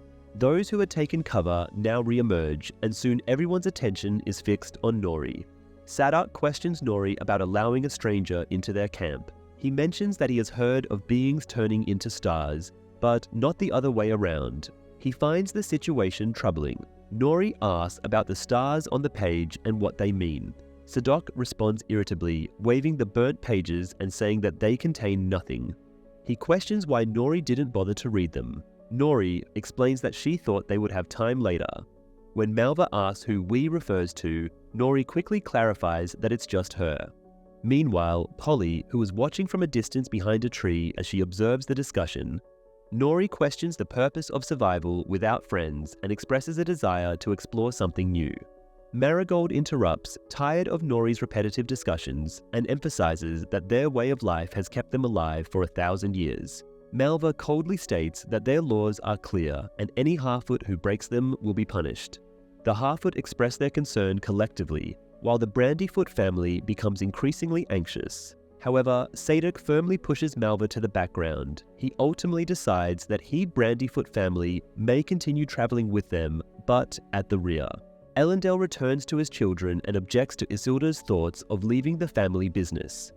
In the confines of the prison, Galadriel visits Halbrand in his cell and reveals that she discovered his family once pledged allegiance to Morgoth, a connection that Halbrand denies. She blames the elves, who once fought against Morgoth and Halbrand's ancestors, who were allies of Morgoth, for Sauron's enduring power. Galadriel makes another attempt to persuade Halbrand to join her in Middle-earth with the intention of redeeming their bloodlines. The Harfoot community is currently in the process of migrating. Each family is working together to pull their carts, which are equipped with camouflage, across the fields. The atmosphere is filled with excitement as they sing and cheer along the way. Poppy, an orphan, has her own smaller cart that she manages to keep moving despite the uneven terrain. While she is slightly falling behind, her main concern is the last cart trailing behind her. She pauses to check on the Brandyfoot family. Unfortunately, they are facing a predicament. Nori and Largo are struggling to move their cart forward, with Largo unable to put weight on one foot and straining his back. He cries out in pain and is forced to stop. Poppy notices the worry on her face as she stands there. The cart suddenly jerks. Startled, they step back from the cart as it continues to tremble and shake. Eventually, it breaks free from whatever was holding it in place. A towering figure emerges from behind the cart, the stranger. He still carries the sun shield on his shoulders. Slowly, he approaches the cart, looking unsure. Nori walks towards him, despite Largo's attempt to hold her back. He gestures towards his chest, questioning, "Friend." Nori smiles at him, then turns to the others with a bright expression. Soon, they are on the move again, determined to catch up with the others.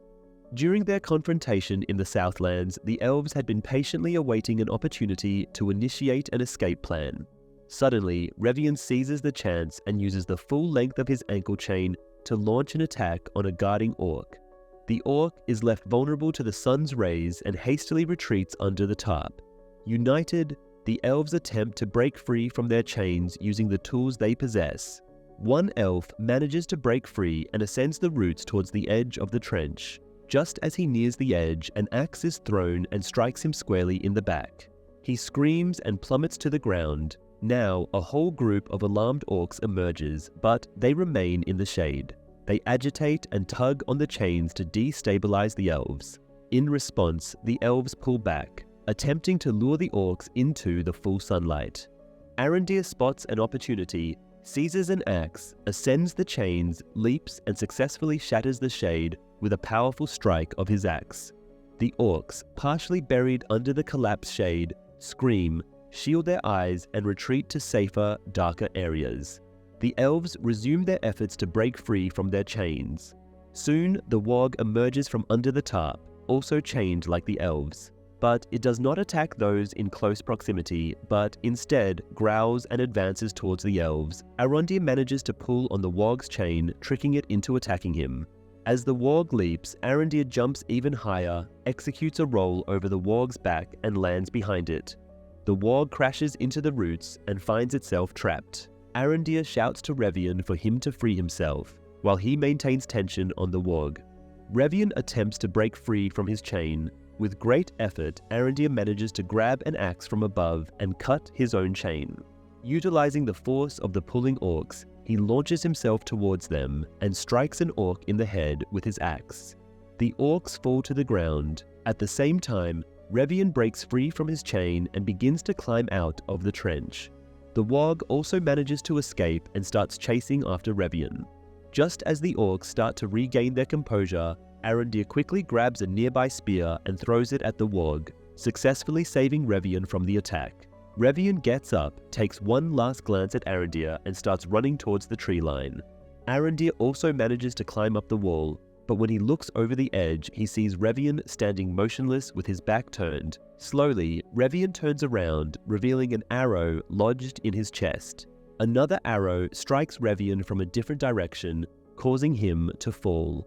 The orcs then drag Arondir back into the trench. One orc prepares to decapitate him, but before he can do so, a command is given to bring Arondir to Adar. Adar, the mysterious figure, is approaching them.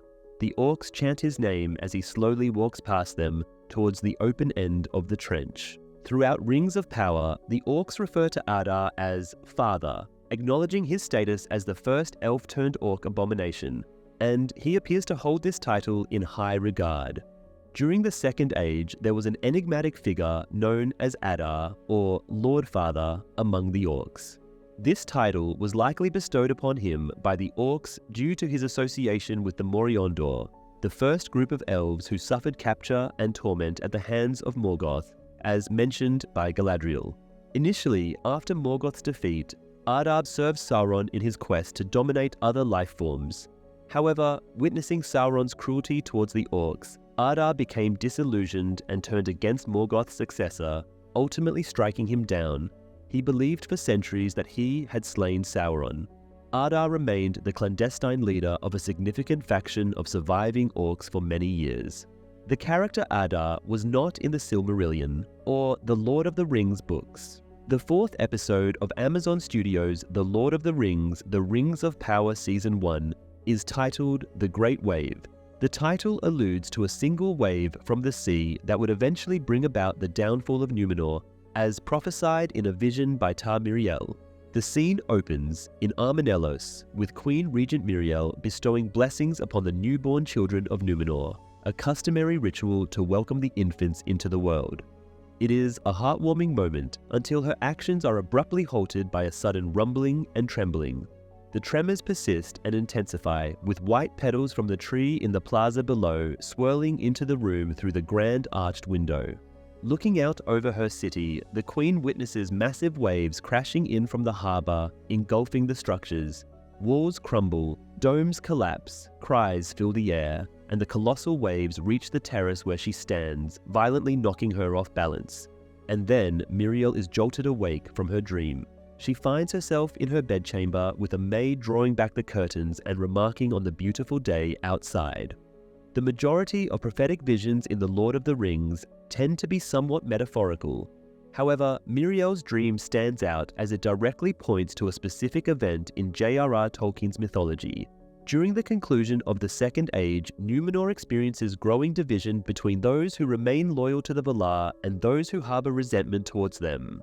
Sauron seizes this internal conflict to manipulate Numenor into launching a reckless invasion of Valinor, an act that is met with severe consequences. In response, Eru Ilúvatar himself intervenes, punishing his mortal creations by causing the destruction of the offending island, which is engulfed by a massive wave. Miriel's vision unmistakably foretells the future downfall of her homeland. It is quite surprising that Amazon's The Rings of Power is already laying the foundations for Numenor's downfall as early as Episode 4. This is unexpected considering the amount of groundwork that needs to be covered beforehand. Sauron still has a lot to accomplish before he can even begin manipulating Numenor. He needs to return, build Mordor, forge the Rings of Power, wage war against the elves, lose the war, and get captured. Realistically, the destruction of Numenor would have been anticipated for Season 3 or 4, assuming the full 5-season plan is completed. However, the Rings of Power strongly suggest that the destruction of Numenor may occur sooner rather than later. In Tolkien's lore, it is Ar-Pharazôn, the ruler who leads a Númenórean army to Valinor and ultimately seals the island's fate. In Episode 4 of The Rings of Power, Chancellor Pharazôn is seen mingling in the markets, engaging in political discussions. Civil disturbance has erupted in Armenellos due to concerns over an elf having influence in Númenor. Pharazôn intervenes as the hysteria escalates, aiming to restore calmness. He recounts their illustrious history and remarkable achievements, even embellishing some. Ar-Pharazôn vows that they must have faith in him, as he will do everything in his power to ensure that elven hands will never seize Númenor's leadership and that Númenor will remain a realm of men. Subsequently, amidst the people's applause, he arranges for drinks to be served to all. While mingling with the crowd, he pauses to warmly embrace and nod at Tamar. Pharazôn's son, Kemen, trails behind. In Tolkien's writings, Pharazôn and Amandil, the Lord of Andúni and later the leader of the faithful Númenóreans, were close friends during their youth. Pharazôn eventually left Númenor to join the wars in Middle-earth, which were being fought by the king's men against Sauron. While in Middle-earth, he rose to become a skilled captain and commander of the Númenórean armies. Pharazôn only returned to Númenor a few years before the death of Tar Palantir, upon learning of his own father's untimely passing. During his time there, Pharazôn generously shared the wealth he had acquired in Middle-earth, and the people grew fond of him. Similar to his father, Pharazôn led a rebellion against his uncle, the king, who sought to revert to the ways of the Valar and the Eldar. In the meantime, Arianne, who is the daughter of Elendil and the sister of Isildur, has been observing the unfolding events. Kemen, noticing a beautiful young woman who stands out from the crowd due to her attire, approaches her and kindly offers her a glass of complimentary wine. Kemen proudly remarks about his father's extensive knowledge of every individual in the city, his ability to influence any gathering, and in the numerous favors owed to him. Arianne responds with admiration, yet remains ambiguous about whether the impression is positive or negative. Consequently, Arianne hastily departs from the scene. Irian, portrayed by Emma Horvath, is Isildur's sister. She is an apprentice of the Builders Guild in Númenor. In the palace, Queen Miriel has called for a meeting with Galadriel and Elendil. She expresses her displeasure towards Galadriel for her recent visit to the archives and the item she brought back, accusing her of theft. Furthermore, Miriel blames Galadriel for the actions of her companion, a Southlander who attacked Númenórean citizens in her absence. Galadriel maintains her composure, as she addresses the Queen, pointing out that Sauron posed a threat not only to the Númenórean people, but also to the elves. She seeks an alliance and military support to thwart Sauron's advances in the Southlands. However, the Queen dismisses her plea with a hint of disdain, declaring, "Whether king or carpenter, the Southlander will be held accountable." After Miriel concludes the audience and starts to walk away, Galadriel exchanges a glance with Elendil. Elendil's sympathetic expression suggests that Galadriel should leave things as they are for the time being. However, it is at this moment she insists on having an audience with the rightful ruler of Númenor, Miriel's father, the king. She tells Galadriel that she shouldn't talk about matters she doesn't understand. Elendil intervenes in an attempt to pacify Galadriel, but both women are too furious and their argument continues.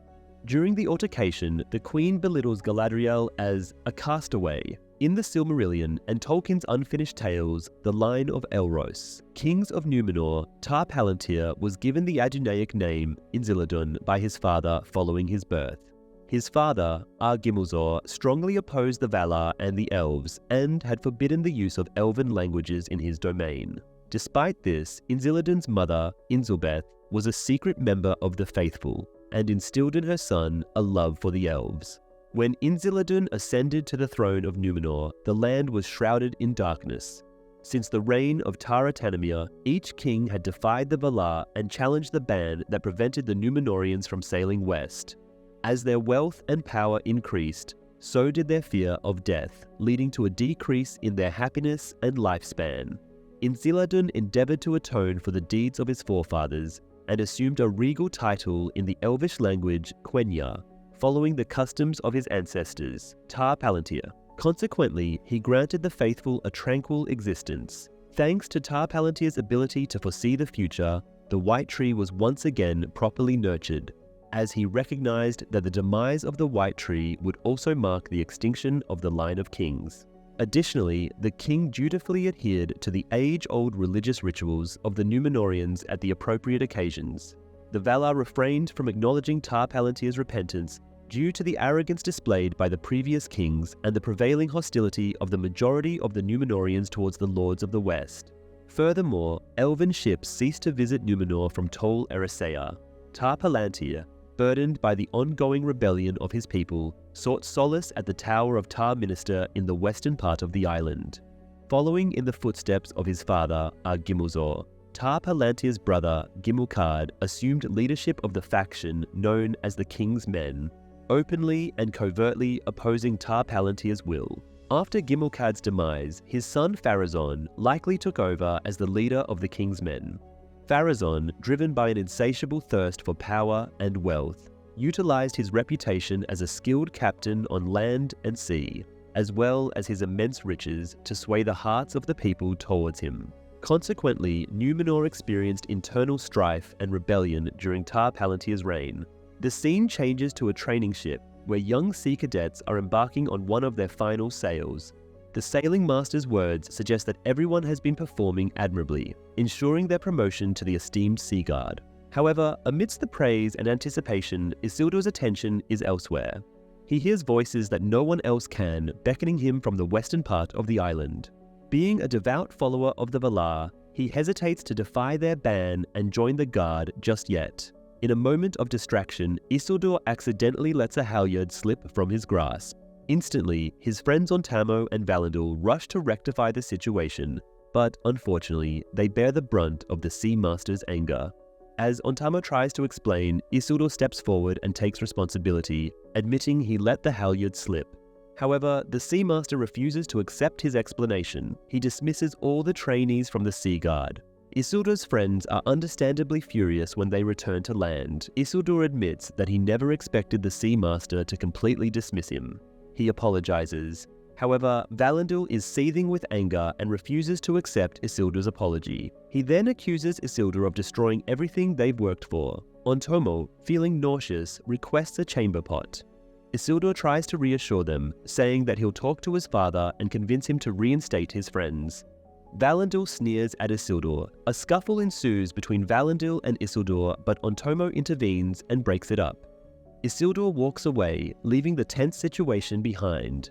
The western region of Númenor carries a profound significance to Isildur's ancestors, and the group known as the Faithful, who remain devoted to the Valar and maintain friendly relations with the elves, despite the growing bitterness among the island's population. Isildur, like his brother, may harbor a yearning to explore this aspect of his lineage by embarking on a journey to his ancestral homeland, as previously revealed by Queen Regent Miriel in The Rings of Power Episode 3, where Elendil's origins in the West were disclosed. The exact discoveries that await Isildur in the West remain uncertain, but it is the closest point to Valinor and the former trading hub between Númenor and the elves of Tol Eressëa, suggesting numerous potential connections to the days of yore. The mysterious voice that Isildur keeps hearing in the Rings of Power has yet to be fully explained. Despite this, there are some plausible theories that can be considered. In Episode 4, Valinor criticizes Isildur for constantly dwelling on his deceased mother. While the woman's identity is not specified in J.R.R. Tolkien's lore, the Rings of Power could be suggesting that Isildur's search for answers is triggered by the voice of his late mother. It is possible that Isildur is simply haunted by her voice due to grief, or that the Valar have allowed his mother's words to reach him from beyond the grave. Perhaps the sound that Isildur perceives emanates from none other than a Valar being themselves. Maybe with foreknowledge of what lies ahead, the Valar are making ready Isildur for the immense fate that awaits him. In the following scene, we find ourselves once again in the depths of the Orc tunnels. Arondir and a gravely injured Magrot are anxiously awaiting the arrival of Adar, the highly respected leader of the Orcs. Surprisingly, Adar emerges, but contrary to expectations, he is not an Orc but an elf. His face bears numerous scars, suggesting the possibility of even more hidden wounds. Adar kneels beside Magrot, seemingly offering solace or aid, but instead, he ruthlessly plunges a dagger into the Orc's chest, observing his demise with cold detachment. After the other orcs take away the body, Adar appears lost in thought for a moment before turning to Arondir and speaking in Quenya. He inquires about Arondir's birthplace. Arondir simply responds, Beleriand. Beleriand was once a vast land, but by the Second Age, much of it is submerged underwater, leaving Arondir's age a mystery. Arondir asks Adar about his true identity. Adar, in turn, avoids the question by switching to the common tongue and shares a nostalgic memory of his youth. He describes a river adorned with sage blossoms, evoking a sense of tranquility and beauty. Arondir, undeterred, persists with his inquiry about the orc's reference to Adar as father. However, Adar remains elusive, instructing him to deliver a message to the men seeking refuge in the ancient watchtower. The orc's sigil hilt was rumoured to have been crafted by Morgoth personally, during the era when the forefathers of the Southlanders pledged their loyalty to him. Its origins remained a mystery for a long time, until Waldreg acquired it and concealed it beneath the floor of his barn. The group of Southlanders gathered at the tower are facing a shortage of food after being there for an unspecified amount of time, likely several days. With the surrounding countryside lacking enough game to sustain them, Theo proposes a plan to send a small party into Tirarad during the day when the orcs are less active. The goal is to raid Waldreg's root cellar, as he ran the tavern and is assumed to have large stores of food. However, even with this temporary solution, the supplies won't last long among the large crowd, which includes people from multiple villages. Theo agrees to take on task. However, Bronwyn steps in and refuses. She insists that they search the hills again first. As they were explicitly warned against it, Theo and his talkative companion Rowan decide to venture into the village to gather supplies. The countryside is scattered with the remains of slaughtered animals. The orcs seem to revel in killing sheep and cattle for pleasure rather than sustenance. Rowan is eager to retreat to the safety of the tower, but Theo goads him into pressing forward. Their expedition turns out to be fruitful in terms of their search. The boys load up a large wheelbarrow with bags of provisions. Theo notices a sizable structure they have yet to explore and proposes they investigate. Rowan hesitates, so Theo ventures inside alone. Meanwhile, Rowan hears a noise outside and promptly flees, pushing the noisy wheelbarrow ahead of him. Inside, Theo stumbles upon a spilled bag of grain on the floor. As he bends down to refill the bag, an orc barges in. The orc brandishes a long knife and delivers a brutal slash to Theo's leg, then smirkingly licks the blood off.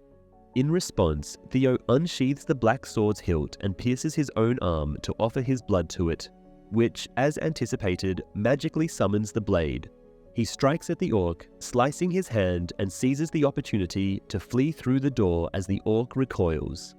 Vrant's excitement is palpable as he announces his discovery to the other orcs. While Vrant is unsure of Theo's whereabouts, we catch a glimpse of Theo hiding in a well. Vrant quickly sends word to Adar and commands the orcs to search everywhere. With Theo left alone in the well, injured and stranded, the orcs scour the village in a relentless pursuit. Tirharad, a men's village situated in the west-central region of Mordor during the Second Age, was commonly known as the Southlands. Positioned to the east of the Ephel Duath, it was in close proximity to Ostirith and Horden. This particular place is not considered canonical since it does not make an appearance in the writings of J.R.R. Tolkien. It was specifically created for the television series The Rings of Power. In the land of Eregion, Elrond and Celebrimbor stand before the skeletal structure of the Forge Tower. It is evident that both elves and dwarves have dedicated considerable time and effort to its construction. Celebrimbor, noticing a resemblance between Elrond and his father, initiates a conversation about Eärendil. Elrond claims to have no recollection of Celebrimbor's knowledge of his father. In the Silmarillion, Eärendil, the half-elf son of Tor and Princess Idril, daughter of Turgon, came into the world in FA 503 and was raised in Gondolin. When he was just 7 years old, he and his parents managed to escape the destruction of Gondolin and found refuge in Arvernia near the mouth of Sirion. The survivors of Gondolin and Doriath gathered together at the havens of Sirion.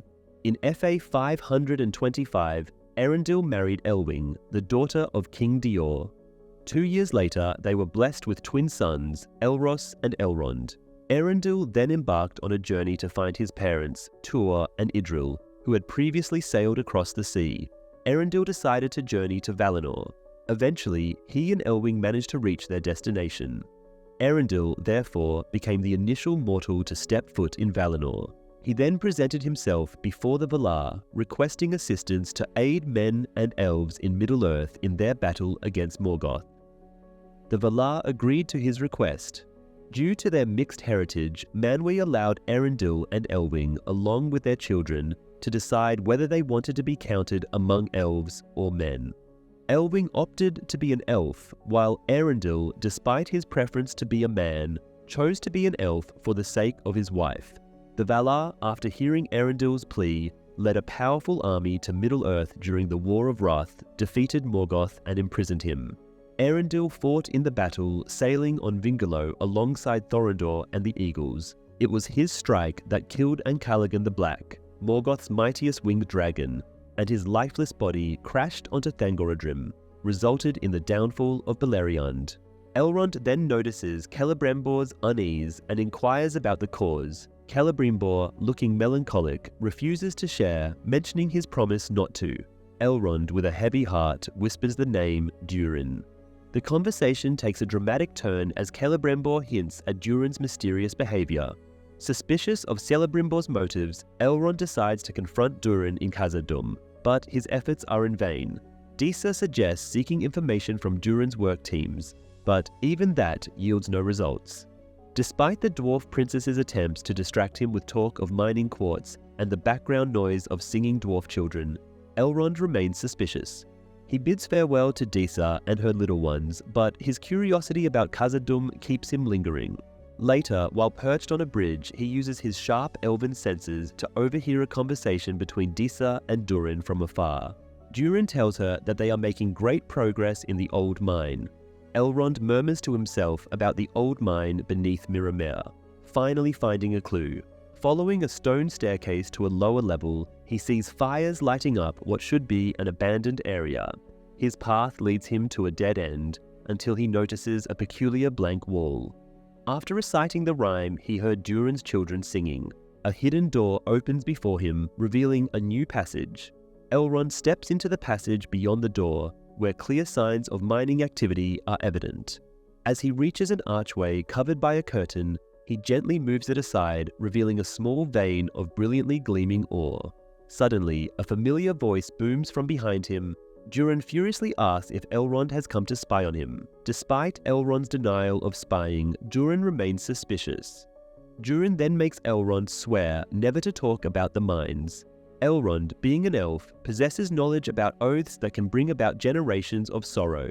However, in this particular case, he is free from deceit and readily swears on his father's memory. Durin then reveals a piece of a mysterious, glimmering metal, a new ore, lighter than silk, harder than iron. It could surpass their proudest blades as weaponry. As a commodity, it may even be more valuable than gold. Durin speaks in a hushed tone filled with intensity. It is dangerous to mine. His father has imposed strict limitations in the name of caution. The conversation then shifts to what the dwarves would name this new ore, and how it would be translated into Elvish. The elves refer to this material as mithril, while the dwarves have a confidential name for it. It is also recognized as Moria silver or true silver, despite not tarnishing or losing its luster over time. When Elrond attempts to return the piece of ore to Durin, the dwarf insists that he should keep it as a token of their friendship. Suddenly, the mine starts to tremble, with cries of distress and the sounds of a mineshaft collapsing filling the air. Durin rushes towards the tunnel where dust is billowing out. Despite Elrond's efforts to stop him, Durin breaks free, declaring that there are 4 dwarfs down there. Without hesitation, he heads towards the danger, with Elrond faithfully trailing behind him.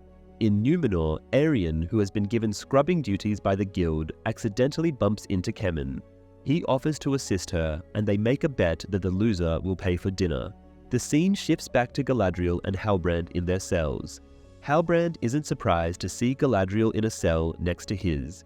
Galadriel paces back and forth, while Hal reclines on his bed and mocks her for being so agitated and impulsive. Halbrand convinces Galadriel to explore Miriel's deepest fear, which she determines to be her father, the king, who has been absent for some time. Suddenly, Pharazôn and a group of guards abruptly enter the prison. The Queen has finally made her verdict. Tonight, they will be transported back to the elves with armed escorts. Upon being freed from her confinement, Galadriel extends her wrist towards a guard who approaches her with a set of sturdy handcuffs. However, as he nears her, she swiftly deflects the restraints and launches an assault on him and the remaining guards.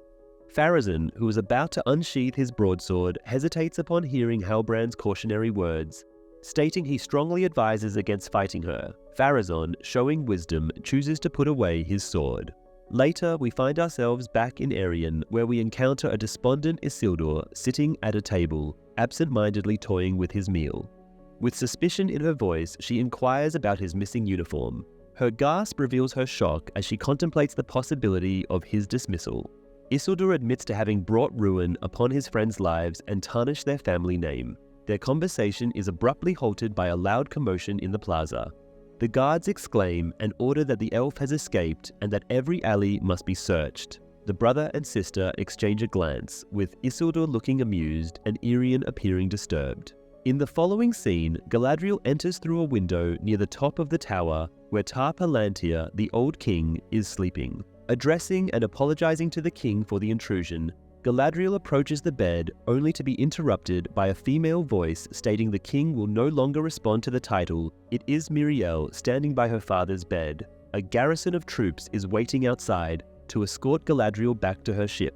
Tar Palantir stirs, half awake, coughing and weakly calling out his daughter's name. Míriel goes and sits by his side and gently grasps his hand, while he continues to cough and moan. Míriel admits that only a few are aware of the true extent of his deterioration. Galadriel reminds Míriel that her father remains faithful to the elvish traditions. Then she asks why Míriel has deviated from them. Míriel carries a lantern and guides Galadriel up a narrow staircase. Míriel reveals her father always exhibited restraint in his beliefs. However, something changed after his coronation. Míriel and Galadriel then enter a room situated at the very top of the tower.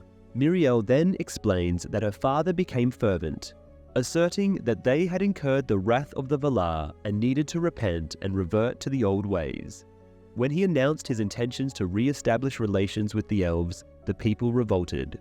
Míriel was chosen to govern in his absence, with a promise to quell the unrest. But on that first night, while all of Númenor slumbered, he brought her here. In the center of the room, atop a tall pedestal, rests a large spherical object concealed by a cloth. Míriel unveils the cloth and Galadriel recognizes the crystal globe. The queen speaks of the existence of 7 seeing stones. However, the other 6 have either been lost or concealed. This particular stone has been handed down to her by her father, along with a hidden secret. She then instructs Galadriel to place her hand on the Palantir. Galadriel hesitates, not out of fear, but out of caution. As Galadriel places her hand upon the crystal globe, she experiences a vision of herself in the grand hall where Míriel previously blessed the infants in her own dream or vision. White petals drift through the air. Galadriel strides towards the archway that overlooks the courtyard and the city below, accompanied by the crashing and rumbling of approaching waves. Just like in Míriel's dream, the waves surge forth and engulf Galadriel. Cradling her arm as if it had been scorched, Galadriel averts her gaze from the Palantir and the vision dissipates. However, she remains unsettled by what she has witnessed. The queen informs her that she has just seen the future of Númenor. Galadriel counters that Palantiri reveal numerous visions, some of which may never come to fruition. Míriel asserts that the vision commences with Galadriel's arrival.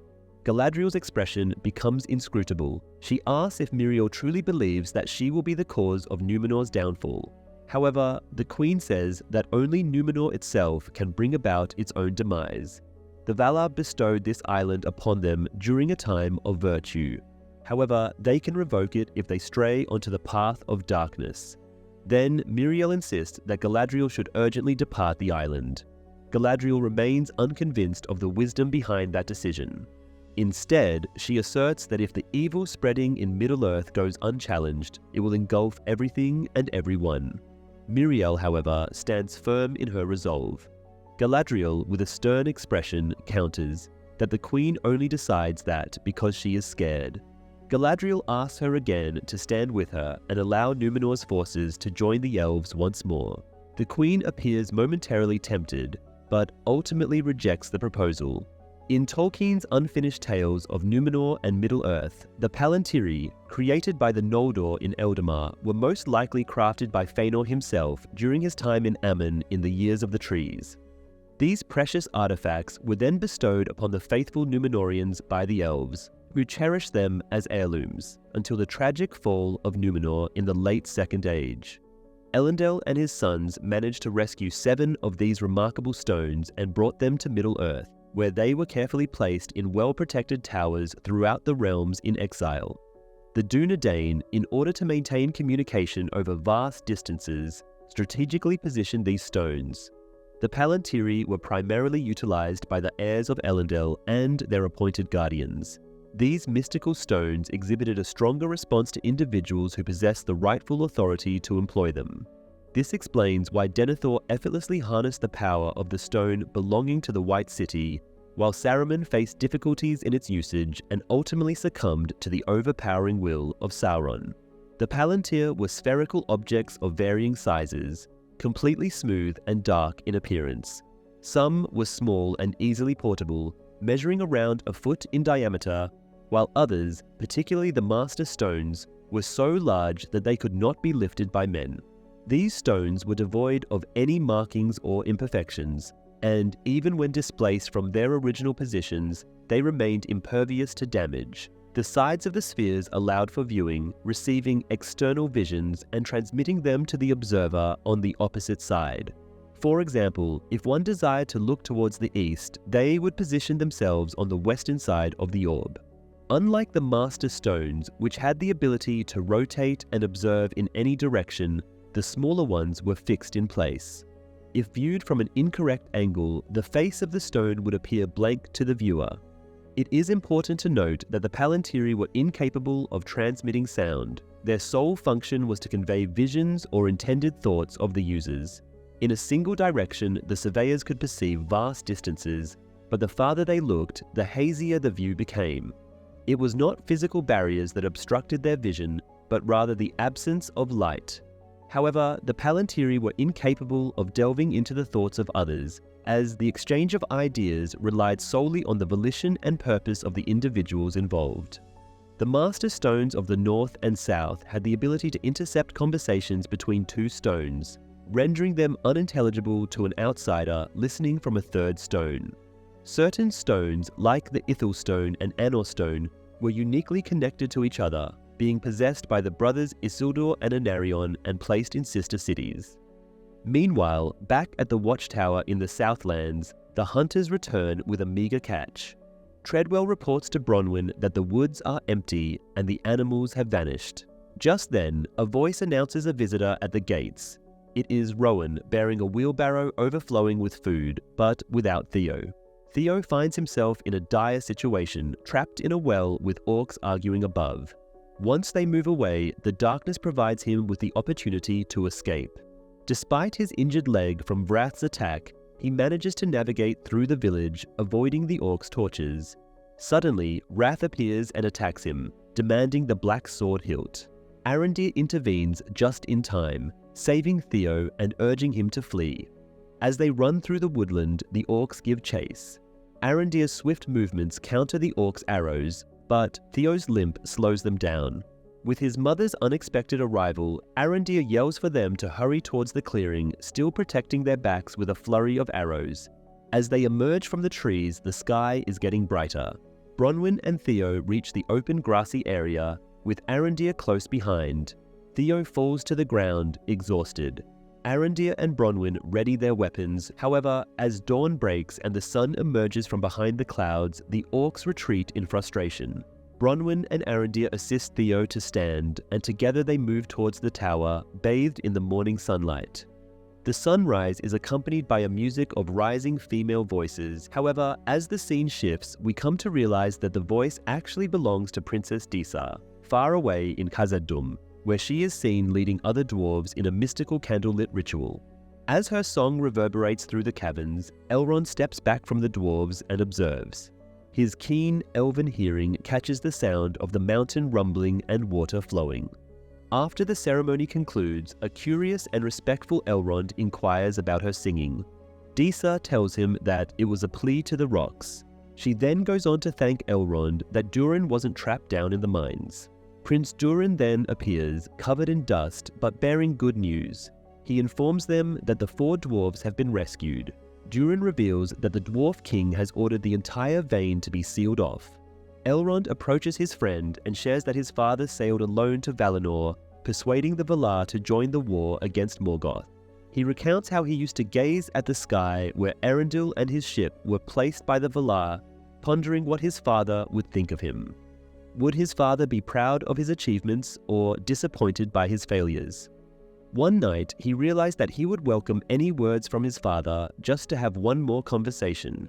He advises Durin not to squander the time left with his own father. Disa intervenes, diverting the conversation by asking how Durin and Elrond first met. They exit the cave, playfully debating over who rescued whom from how many hill trolls and with what weapon.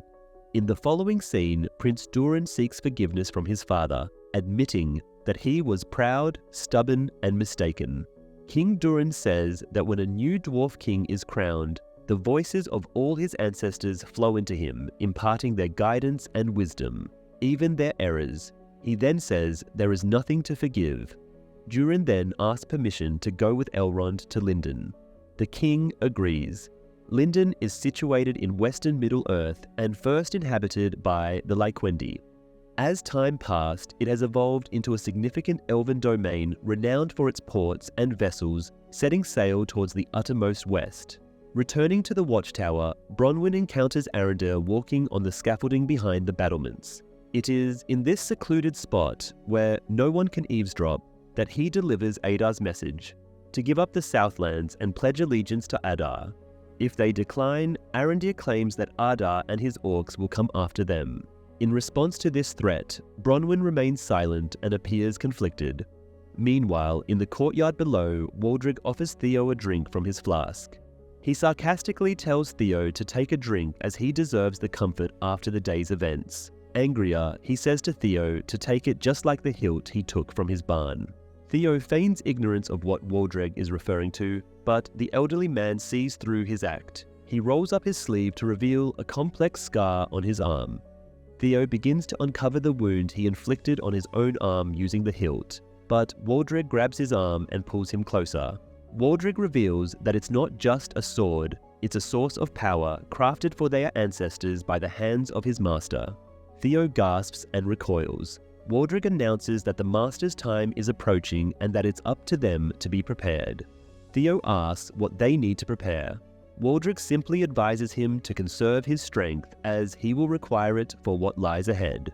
At the orc encampment, a brief yet gruesome scene unfolds. Adar appears contemplative, while the warg gnaws on an arm that someone must have thrown to it as a treat. The hand doesn't resemble an orc's claw, suggesting it may be human or elven. One of the orcs approaches. The orc addresses Adar, stating that they have found it and that it is in the tower. Waldreg claimed that the hilt was not just a sword, but rather a powerful creation made by his master for their ancestors. He described it as a lost but beautiful servant that would eventually return.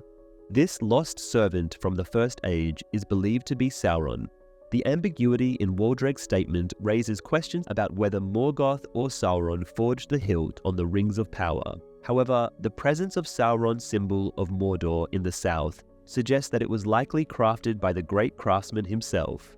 Next, we find ourselves in Númenor, where Galadriel stands by the harbour preparing to board a small boat. Elendil joins her side. She remains silent, displaying an uncharacteristic resignation. She exchanges a glance with Miriel, steps onto the boat, and the men on board raise their oars to row her away. Miriel does not appear happy, while Pharazôn, standing next to her, looks triumphant, stating that her people will be relieved and will soon gather in the court and plaza to hear her announcement. Sighing, she states that they should then not delay. As she walks, white petals follow her in the wind. More and more petals fall from the great white tree, and she is acutely aware of the vision she has seen, recognizing this as an omen. With a horrified expression, she turns back towards the harbour. There, she encounters Elendil, who is also observing the petals in the wind. Meanwhile, in the harbour, Galadriel's boat is nearing the ship that will take her away. We hear the Queen's voice. The faithful believe that when the petals of the white tree fall, it is not a trivial matter, but the tears of the Valar themselves, a constant reminder that their eyes and judgment are always upon us. The Queen is then standing on a platform in a grand hall surrounded by courtiers who are listening intently. The people are captivated by her words. Pharazôn, standing on a platform opposite her, remains silent. Tar Palantir suddenly wakes up in his bed, and Halbrand is now free from his cell, walking across a bridge. "I would never ask you to face any danger that I wouldn't face myself," Míriel continues as Galadriel enters and joins her on the platform. "That's why I've decided to personally accompany the elf back to Middle-earth to assist our mortal brethren who are currently under siege in the Southlands." Finally, the Chancellor speaks and announces that their ships will set sail in 10 days. Following this, Elendil stands outside in the plaza, reading from a scroll. The expeditionary force will consist of brave sons and daughters from all across beautiful Númenor. Step forward and make yourselves known. Valandil is the first to raise his hand. He nudges on Taimo, who obediently raises his own hand. Isildur speaks eagerly, recognizing this as a last chance for redemption. "I will serve." Suddenly, many people in the crowd follow their example. Hands are raised as more and more young men and women push their way forward to volunteer. Míriel's speech has ignited the spirit of their ancestors within each of them. Nimloth, a sapling born from the union of Celeborn and Galadhilion, was bestowed upon the King of Númenor as a precious gift by the elves of Tol Eressëa. Unfortunately, during the rule of Ar-Gimmelzor, the tree suffered from neglect and gradually deteriorated. However, when Tar Palantir ascended to the throne after Ar-Gimmelzor, he took it upon himself to revive and care for Nimloth once more. Partings serves as the 5th episode of the first season of The Lord of the Rings, The Rings of Power. Nori is attempting to educate the stranger on certain words and their meanings, such as migrating and peril, which refer to things that can cause harm or even death. The stranger reflects on the fireflies that perished and concludes that he himself is a danger. Nori vehemently contradicts this notion, assuring him that he is actually good because he is here to assist. At this point, he appears to have no knowledge of his true identity or nature. He is unaware of his own powers or how to control them, as exemplified by the fireflies. Meanwhile, the Brandyfoot family and Poppy continue their journey alone, with no sign of the other Harfoot. Their trek is arduous, particularly for halflings, as they traverse hills, marshes, mountains, and floodplains, all of which present challenging dangers. However, they are making progress and maintaining high spirits, finding amusement along the way and having Poppy sing to keep their morale up. The stranger seems to have been fully embraced by the group, although he still remains somewhat of an outsider due to his unfamiliar ways and actions. This sense of his otherness becomes even more apparent one night when Nori observes him standing on a rock in the darkness, gazing up at the full moon. The moon appears peculiar, not resembling our own. The concluding index section of most editions of J.R.R. Tolkien's The Lord of the Rings contains a total of 4 entries specifically related to Harfoots. However, it is important to note that none of these entries are found within the main text of the book. Despite this, Tolkien does provide some insight into the defining characteristics and history of the Harfoots. While the creation stories of elves, men, and dwarves are meticulously detailed, the origins of hobbits in Middle-earth are intentionally left vague in the lore. In the Concerning Hobbits section of the prologue to The Lord of the Rings, Tolkien states that the beginnings of hobbits can be traced back to the Elder Days, which have been lost and forgotten. He further explains that hobbit folk had little interest in studying ancient times, resulting in their records beginning with the founding of the Shire, which occurred approximately 1600 years into the Third Age. The furthest extent of the Lord of the Rings hobbit lore dates back to a period when the creatures roamed freely in the Misty Mountains and Mirkwood. At that time, hobbits were divided into 3 distinct groups, with the Harfoots being the largest. The moon's image transforms into a view of the crater as Nori first discovered it. with the stranger nestled among fiery rocks. Suddenly, the scene shifts to the same crater at a much later time, possibly the present day, showing cold ashes and an obvious emptiness. 3 women then materialize on a rock above, all dressed in white robes. One woman sports a harness and helmet, another carries a shield-like object about 40 centimeters wide, and the third wields a staff with a cross-like section. The third woman descends to the crater and examines the ground beyond. Up close, her robe appears more light blue than white, and as she turns her head, her inhuman features become apparent. It appears they are searching for the stranger and are not pleased. The Mystics, a group of individuals belonging to a mystical cult, reside in the remote region of Udûn, situated in the eastern part of Adar. Amazon Studios introduced the concept of the Mystics for their production, The Rings of Power. Tolkien scarcely made any mention of Udûn in the eastern region of Middle-earth, except for the fact that its inhabitants remained loyal to Morgoth and Sauron. Consequently, the Rings of Power has the freedom to introduce Sauron's wraith-like followers who came before the Nazgûl. Adar's attention is drawn to the sky, where slanting sunbeams filter through the branches of a tree. However, it is unclear what exactly captivates his gaze. He remains motionless, bathed in the sunlight. Suddenly, an orc named Grugzuk approaches him, breathing heavily and shielding his head from the bright sun with a hood. The orc informs him that the tunnel is complete, but Adar asks to see the orc's injured arm. Reluctantly, the orc uncovers his arm, revealing a nasty wound with smoking and slowly burning flesh. "I wish you could feel what I feel," Adar says as he places his hand on the orc's arm. Soon, it will be gone. He seems oblivious to the orc's discomfort. He releases the orc's arm and covers it again. Throughout, Adar remains fixated on the sunbeams. He then commands for the legions to be summoned. Morgoth brought the orcs into existence during a period when Middle-earth was enveloped in darkness, shielded from the light of the 2 trees of Valinor. Consequently, the orcs were essentially born in darkness, accustomed to thriving and battling in the shadows of night. At the watchtower, Bronwyn and Arondir ascend the stairs calmly before turning to survey the crowd gathered in the central yard of the keep. She explains that in exchange for mercy, they have been instructed to abandon the tower and pledge allegiance to the enemy's commander. The crowd reacts with a mix of exclamations and discussions among themselves. Bronwyn appeals to the crowd to join her in defending the tower as a symbol of their strength rather than their weakness. Arondir stands by her side, offering his support. However, the response from the crowd is lukewarm at best. Despite this, hands begin to rise in support of standing and fighting, until Waldreg suggests the alternative of surrendering to the enemy. Waldreg's words resonate with some members of the crowd, who begin to consider the option of bowing to the enemy. Arondir, having faced the enemy firsthand, steps in forcefully to refute Waldreg's claims. The crowd becomes divided, with many now leaning towards Waldreg's suggestion. In a final attempt to rally support, Bronwyn addresses the crowd once more. Unfortunately, her voice is drowned out by the noise around her. Waldreg strides towards the gate, begging everyone to join them, with Rowan leading the way. Theo observes everything with uncertainty. Waldreg notices him and gestures for him to join. However, Theo remains still, gazing at Waldreg and then at his defeated mother on the stairs. Only about half of the crowd follows Waldreg through the gate, indicating that Revian's theory about their tainted bloodline from Morgoth's influence may hold some truth. Preparations for the expeditionary force to the Southlands in Numenor are progressing smoothly.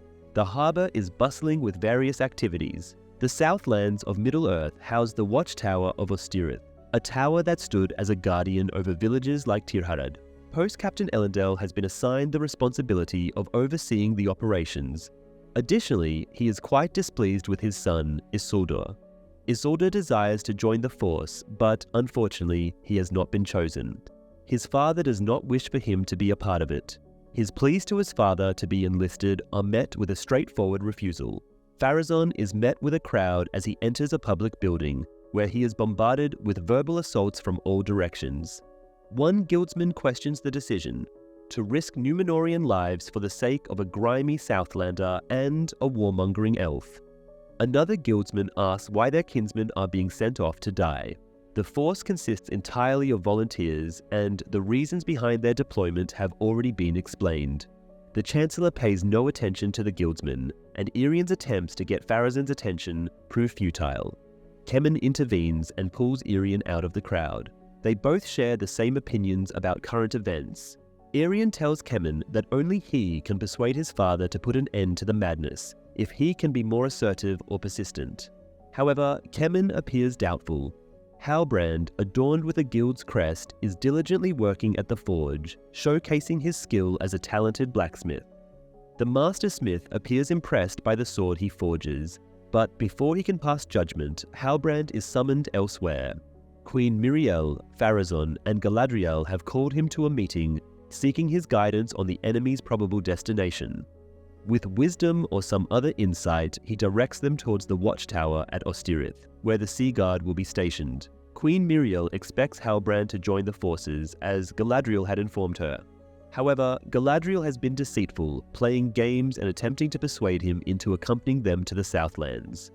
Míriel glares at Galadriel, displeased to discover that she has been misled into believing that Hildebrandt would participate in this operation. Yet, he has no intentions of doing so. Conveniently, Míriel is called away at this moment, allowing Hildebrandt and Galadriel to address this matter privately. Galadriel tells him that she has successfully persuaded Númenor to dispatch 5 ships and 500 soldiers to assist his people and crown him as their leader. Hildebrandt defiantly removes the royal heir's mark from around his neck and slams it on the table, and tells her she should find someone else to crown. As he walks away, Galadriel appears deep in thought. The Harfoot ventures into an eerie forest, with barren trees in a dimly lit world. While the Brandyfoot and Poppy continue on their own path, they seem to be tracing the footsteps of the others. With a sense of unease, they observe their surroundings as they press forward. Even the stranger casts wary glances around him, repeating the words he heard to himself. Further ahead, the other Harfoot group is also navigating through the woods. Melva is certain about the cause of the forest's strange condition. Melva suggests that the Harfoot should abandon the Brandyfoot. Shortly after, while Melva is foraging for food in the forest, Nori and Poppy rush to her to warn her of nearby wolf tracks. The wolves soon make their presence known with eerie howls not too far away.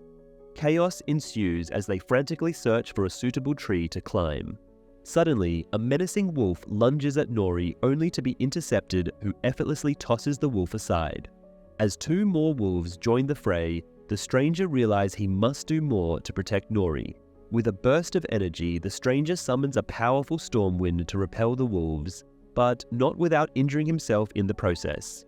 As the wolves retreat, the stranger is left wounded and bewildered. Returning to Númenor, Galadriel demonstrates combat techniques to a group of recruits, effortlessly outshining them with her elven skills. She proposes that the one who beats her will become a lieutenant. After some time, Valadil, a close companion of Isildur, manages to make a cut in Galadriel's dress and is instantly promoted to lieutenant. Kemen urges his father, the Chancellor, to recognize his own influence among the people and persuade the Queen to change her decision. Despite his father's calculated decisions, Kemen remains steadfast in his beliefs, emphasizing the importance of Númenor over alliances with elves. Elves, the most beautiful beings in Middle-earth, are typically taller, have sharper senses, and are more resilient compared to mortal men. However, they are not without imperfections. Elves can exhibit pride and selfishness. It is frequently the most talented and influential among them who bring about the greatest sorrow and misfortune. The stranger, in a peculiar language, whispers to himself. Nori discovers him sitting alone in a secluded part of the forest. She is filled with enthusiasm, remarking on how everyone is discussing his remarkable actions. Yet, he remains unresponsive, sitting motionless while cradling his injured arm in a basin of water formed by ancient ruins, murmuring unfamiliar words. Gradually, Nori realizes that something is amiss. As the ice forms in the pool and creeps up his bare arm, Nori is alarmed and attempts to break free from the ice, only to become frozen and stuck to it herself. Amidst the stranger's escalating incantation, a voice can be heard. He appears completely engrossed in it until he breaks free with a burst of force and glimpses of the fiery crater he emerged from. Nori is released but forcefully thrown aside. Gradually, the stranger regains his senses and returns to reality, only then realizing Nori's presence. He approaches her, but Nori, now frightened, comprehends the stranger's inexplicable powers that are not entirely under his control. She runs away from him. The stranger gazes at his arm. During dinner in Linden, Prince Durin finds himself seated at King Gil-galad's table alongside Elrond, Celebrimbor, and a few unidentified elf women. Elrond proposes a toast to a lasting alliance between the Khazad and Noldor, but before the wine can be raised, the king interrupts with an urgent inquiry for Durin. It seems that the king cannot wait for a clear-headed response and is curious about the sudden increase in dwarven mining activities. Elrond, aware of the true reason behind this, looks concerned as he gazes at Durin. In a masterful display of acting, Durin skillfully redirects the conversation and changes the atmosphere by inquiring about the table they are seated at. He tactfully informs the king that the stone used for this table is exceptionally rare and holds sacred significance for the dwarves. King Gil-galad is left speechless. Therefore, he apologizes for the sacrilege and offers to send the table with Durin to rectify this unfortunate situation. After the dinner, the king confronts Elrond about his loyalty to the dwarf, stating that loyalty does not justify lying to the king. Elrond, unamused, questions if it is actually the king who has been dishonest. The king does not deny this accusation and reveals that his initial proposal of friendship to Khazad-dûm was not genuine, but rather he sought something more tangible. In response, the High King asks Elrond if he is familiar with the Song of the Roots of Hitheglia and requests him to recount it. Although the song is obscure and apocryphal, Elrond is knowledgeable about it. The song narrates a battle in the Misty Mountains over a tree, rumored to contain the last of the lost Silmarils. At this moment, the king raises his wineglass, adorned with an excessively intricate holder and numerous elaborate rings that partially conceal his fingers, and takes a deliberate sip. This action conveys a message to Elrond, suggesting that this apocryphal tale may indeed hold some truth. In this battle, an elven warrior fought on one side, pouring all of his light into the tree to protect it. On the other side, a Balrog of Morgoth fought, channeling all his hatred into the tree to destroy it. During the battle, lightning struck and ensnared the tree, forging power from the conflict. This power was as pure and light as good, as strong and unyielding as evil. It seeped down the roots into the depths of the mountain, creating a new metal known as mithril, which possessed an inner light. This light originated from a lost Silmaril. In Jackson's The Lord of the Rings movies, it has been demonstrated that mithril is an exceptionally valuable material, surpassing all other metals in terms of its remarkable lightness and strength. In The Lord of the Rings, The Fellowship of the Ring, Frodo receives a mithril shirt as a gift, which proves to be a lifesaver in various perilous situations, including a treacherous encounter with a cave troll. Conversely, in the Rings of Power, mithril is described as essential for the elves' continued existence, as Gil-galad holds hope that his race can endure through the radiance of the Silmaril contained within it. In his writings, Tolkien never specifically claims that mithril comes from the Silmarils. Following the defeat of Morgoth by the Valar, Erendil, Elrond's father, took one of the Silmarils that had been retrieved from the Dark Lord and sailed into the sky with it.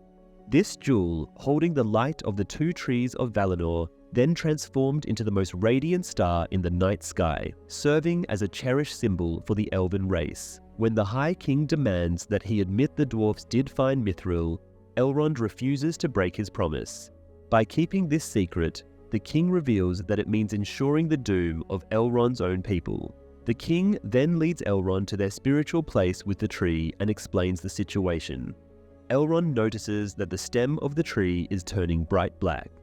The king admits to have noticed this change ever since Galadriel's return. That is one of the reasons the king wanted to send her away. He thought that would halt the decay. Elrond finds this conclusion and decision to be far-reaching, and questions the grounds on which the connection between war and decay was made. The king solemnly explains that the decay is accelerating. The blight on this tree is merely an external manifestation of an internal reality. The light of the Eldar, their light, is fading. So the king asks again if the dwarves have found the ore. Elrond responds by saying that he has made a solemn vow to Durin. The king states that if the elves abandon Middle-earth at this crucial moment, the forces of darkness will march relentlessly across the land. it will not only be the end of their people, but of all races. If the hope of preventing such a catastrophe is not reason enough for him to reconsider his oath, then he suggests him to seek another path. Elrond is then left alone with his thoughts. He retrieves a small piece of ore from his pocket and gazes at it, illuminated by a full moon. Returning to Númenor, Isildur is now seeking help from his friends. He asks them to assist him in getting enlisted. Valandil, who is now a lieutenant, has the power to make it happen if he chooses to. However, Valandil refuses. Disheartened, Isildur then learns that his horse, Beric, has been chosen over him for recruitment. While the festivities are in full swing, Kemen boards a ship with malicious intent. However, he encounters Isildur, who is attempting to stow away. A scuffle ensues, resulting in Kemen's lantern shattering and causing a massive explosion that engulfs not only their vessel, but another nearby. Miraculously, they manage to escape unscathed. Once they swim to shore, Kemen announces that Isildur has saved his life. Isildur chooses not to tell anyone it was Kemen who set the ships ablaze. Instead, he uses it as an opportunity to look like a hero. Pharazôn suggests postponing the voyage. Miriel then announces that a decision will be made in the morning, but ultimately it hinges on Halbrand's dedication to his role as king. Subsequently, Elendil notifies Pharazôn of his suspicion that a brigand may have caused the explosion, although the culprit has not been identified yet. Celebrimbor returns the piece of mithril ore to Elrond, who is eager to know what he has discovered. However, Celebrimbor explains that he had pleaded with the High King to include Elrond in their plans, but he was forbidden from doing so. Elrond is puzzled by the reasoning behind this decision. He questions whether the mithril is their only hope, to which Celebrimbor assures him that it has been tested extensively and is believed to possess the power to restore the light of the Valar to every elf. Celebrimbor apologizes again without specifying what he is sorry for. Elrond wonders if he is sorry for the High King's deception or for the fact that their people are now doomed unless Elrond breaks his oath and betrays a friend. Celebrimbor explains that, like Elrond's father before him, Elrond is the only one capable of fulfilling this task. Halbrand diligently cleans the floor. The sound of a door opening and closing interrupts his work. Galadriel approaches him, expressing regret for her past actions. Despite her apology, Halbrand remains unmoved, focusing on his tasks. Galadriel then reveals the importance of his presence at an upcoming meeting with the Queen. She pleads for his assistance, but Halbrand remains steadfast in his decision. Galadriel, frustrated, urges him to stop resisting and join forces with her. Halbrand, feeling a pang of emotion, refutes her claims and shares a glimpse of his past struggles. He then asks her whose dagger it is she's carrying. She tells him it was her brother's. Halbrand then wishes to know what happened to him. Galadriel answers that he was slain by Sauron's minions. Halbrand assumes that her mission is all about revenge. She admits that she cannot stop until she has found justice for her brother. She tells him that the group of people she led revolted against her. Her closest companion conspired with the king to banish her, and each of them took such actions because they believed that she had become indistinguishable from the evil she was fighting against. Halbrand appears moved by her confession and apologizes. However, she tells him that his sorrow cannot alleviate her pain, nor will a hammer and tongs alleviate his. There is no peace to be found for him here, nor for her, except the one that lies across the sea. She has fought for centuries, striving to earn hers. This is how he earns his. She places the pouch containing his mark into his hands and departs. Upon returning to the encounter between Adar and the villagers who followed Waldreg, Waldreg requests to join Adar. He pledges his allegiance to Sauron as he kneels deeply. No one follows his lead. Adar, who has been silently observing with his back turned to Waldreg, now turns and approaches him slowly, looking down at him. Waldreg gazes up and inquires, asking Adar if he is Sauron. Without a word, he strikes Waldreg forcefully and departs. As Waldreg lies on the ground, he calls out and states to Adar that he will serve him whoever he is. However, Adar does not leave. He seizes one of the villagers, Rowan, who had been watching from the sidelines, and compels him to kneel before him. An orc drops a knife onto Waldreg's chest. Adar clarifies that only blood can forge a bond. The villagers gasp and whimper, while Rowan calls out and pleads to Waldreg. Initially uncertain, Waldreg's gaze becomes calculating as he stares at the knife.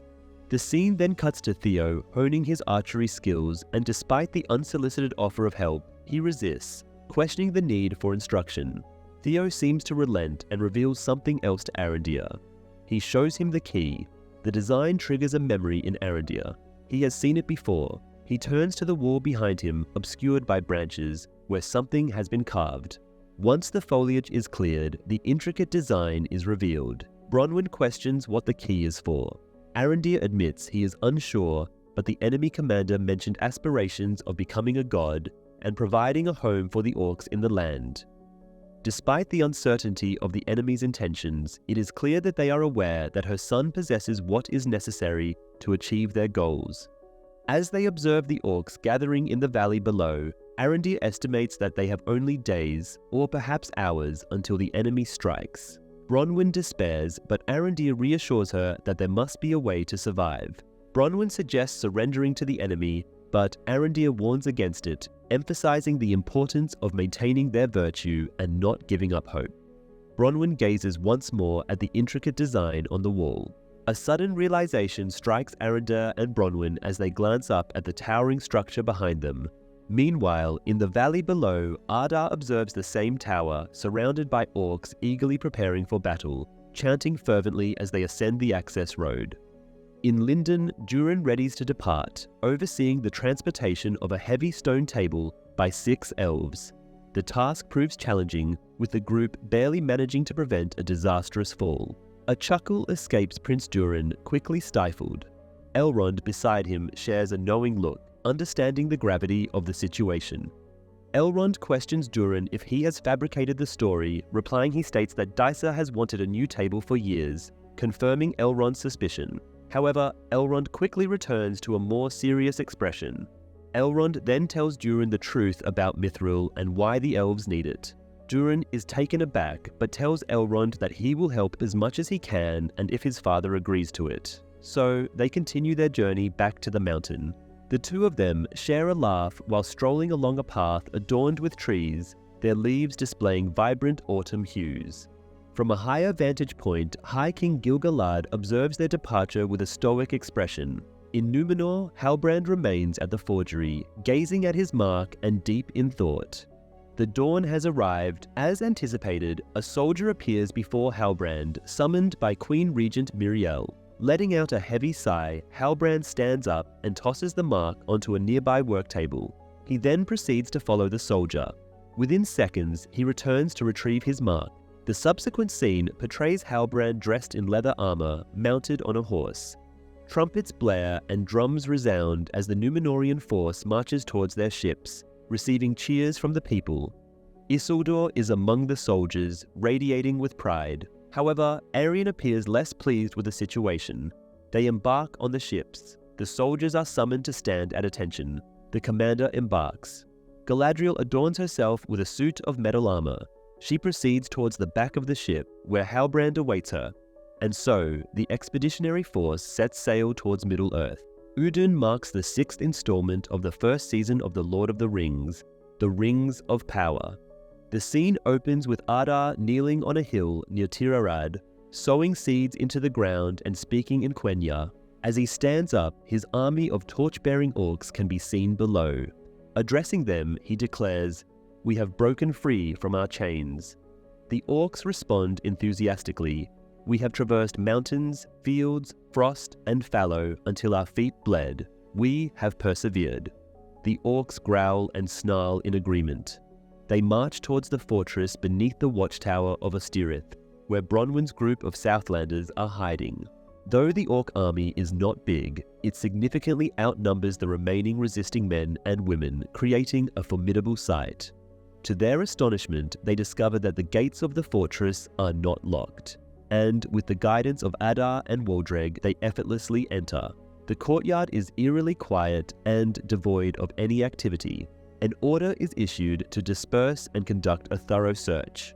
However, it becomes apparent that the only individual remaining to be found is Arondir, concealed in one of the elevated positions within the fortress, patiently awaiting his opportune moment. Meanwhile, Adar and Waldreg stumble upon the sculpture of the sword that Arondir had uncovered while tearing down the vines. Adar announces that he knows the elf is close by. From above, a voice calls out, signaling the presence of Arondir. He stands tall, shooting arrows with deadly accuracy at the orcs below, causing many of the enemy to fall. Then, Arondir ignites an arrow and sends it flying towards a contraption on the highest tower, the elves' towering watchtower. Debris begins to rain down, crushing the orcs beneath. Arondir activates another mechanism, sealing the gate behind him as he escapes. The orcs are trapped as the tower trembles, threatening to collapse. As the tower collapses completely, crushing orcs beneath tons of stone, Adar appears to snap out of his trance and finally starts to move.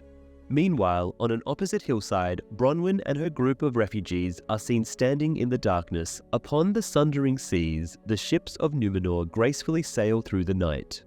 Bilagaya, alternatively referred to as the Sundering Seas or the Great Sea, encompass the western region of Middle-earth, serving as the Sea of Adar. The precise boundaries of Belagaya following the Akallabeth remain uncertain. Subsequently, the Belagaya originated as a substantial body of water positioned between Umman and Middle-earth.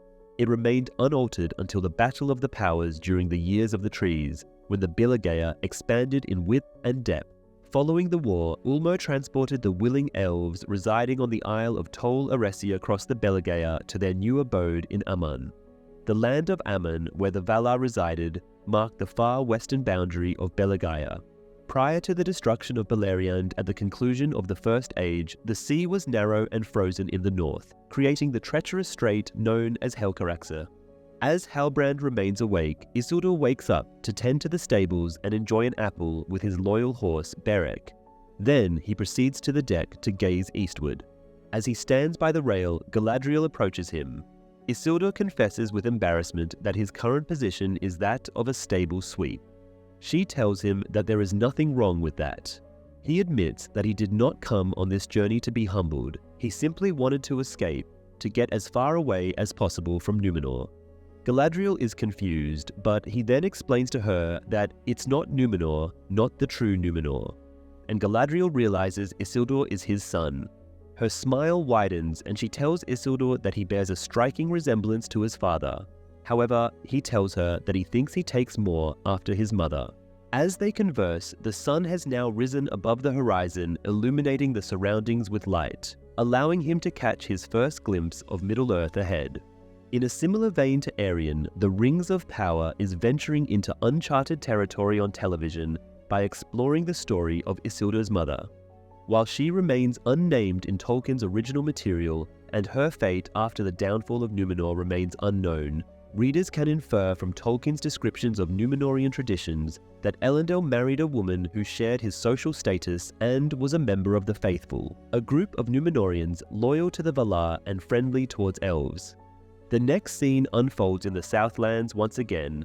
As dawn breaks, Arondir furiously strikes the hilt of the black sword with a heavy hammer, yet, despite his relentless efforts, the hilt remains unscathed. It is the hammer that shatters under the force. Bronwyn approaches him from behind. "It is beyond our capabilities to destroy," he grumbles. So, he conceals the indestructible weapon as Bronwyn takes charge of the refugees and organizes the defense of a neighboring village, fully aware that Adar's next target will be there. Unbeknownst to them, Theo observes from a short distance.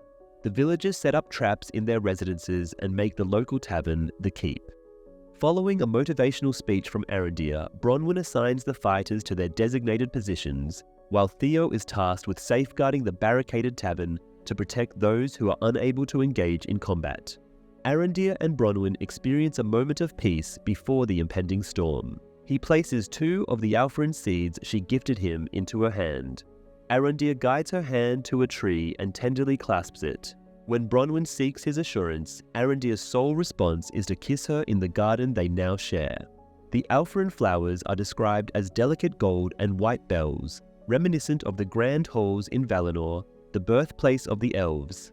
As Arondir presents the seeds to Bronwyn, he conveys the significance of this connection. Yavanna was the Valar responsible for the initial growth of the 2 trees in the Undying Lands. She was the Valar who persuaded Eru to create the Ents. Even after millennia, the elves maintained the belief that by caring for the world she held dear, she would in return shield them from the malevolence they encountered. Although Adar is a Moriandor, a corrupted version of an elf tainted by Morgoth long ago, both he and Arondir still hold on to the sacred ideals of their race.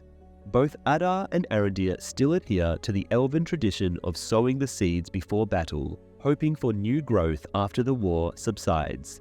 Despite being on opposing sides, they are fighting for a common cause, the freedom of their people. Adar's desire is to claim the land and establish a home for his Uruk, a place where they can finally belong without being scorched by the sunlight. On the other hand, Arondir fights for the safety of Bronwyn and the people of the Southlands, protecting them from the malevolence that has plagued them and their ancestors for generations. Night descends, a serene atmosphere envelops the surroundings momentarily, interrupted only by the hooting of owls in the forest and the crackling of a fire in the tavern. An air of anticipation fills the villagers as they await the enemy's impending attack. Bronwyn and Arondir inform the villagers that the enemy has been spotted. They emphasize the importance of using their advantageous position to draw the enemy in close before launching their attack. The villagers are encouraged to wait until all the orcs have crossed the bridge before taking action. Those who choose not to fight will be protected inside the tavern, which will serve as their stronghold. As the orcs scour the area around the houses, opening doors to find them empty, Bronwyn ignites the first hay cart and sends it rolling towards the village square.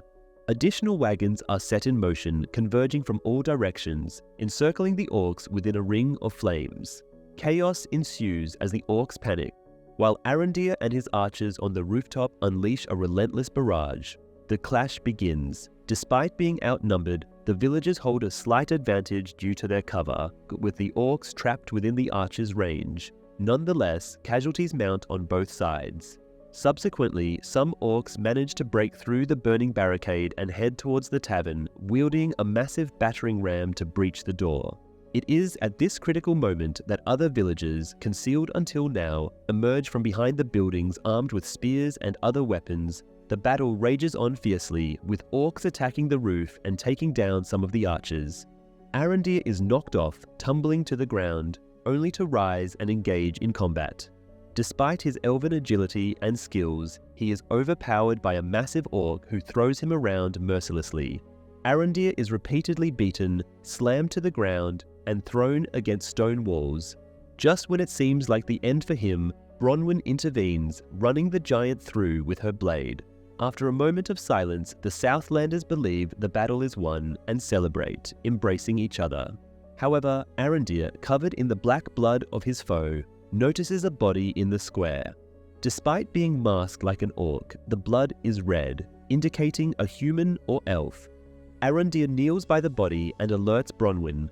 As the masks are removed from the fallen, they discover not only orcs, but also familiar faces among the dead. "We were fighting our own," Treadwell whispers.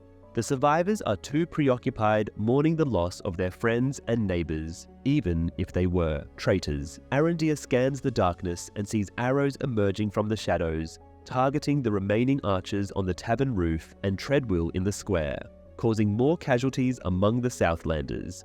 Bronwyn rushes to attend to Arondir's injuries, only to be struck by an orc archer's arrow herself.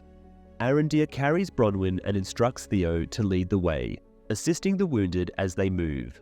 The survivors make their way to the tavern, bringing the injured inside and laying them on tables for treatment. However, their healer is also wounded, leaving them in a dire situation. Theo notices more orcs approaching and quickly shuts the door, while others secure it with a heavy bar.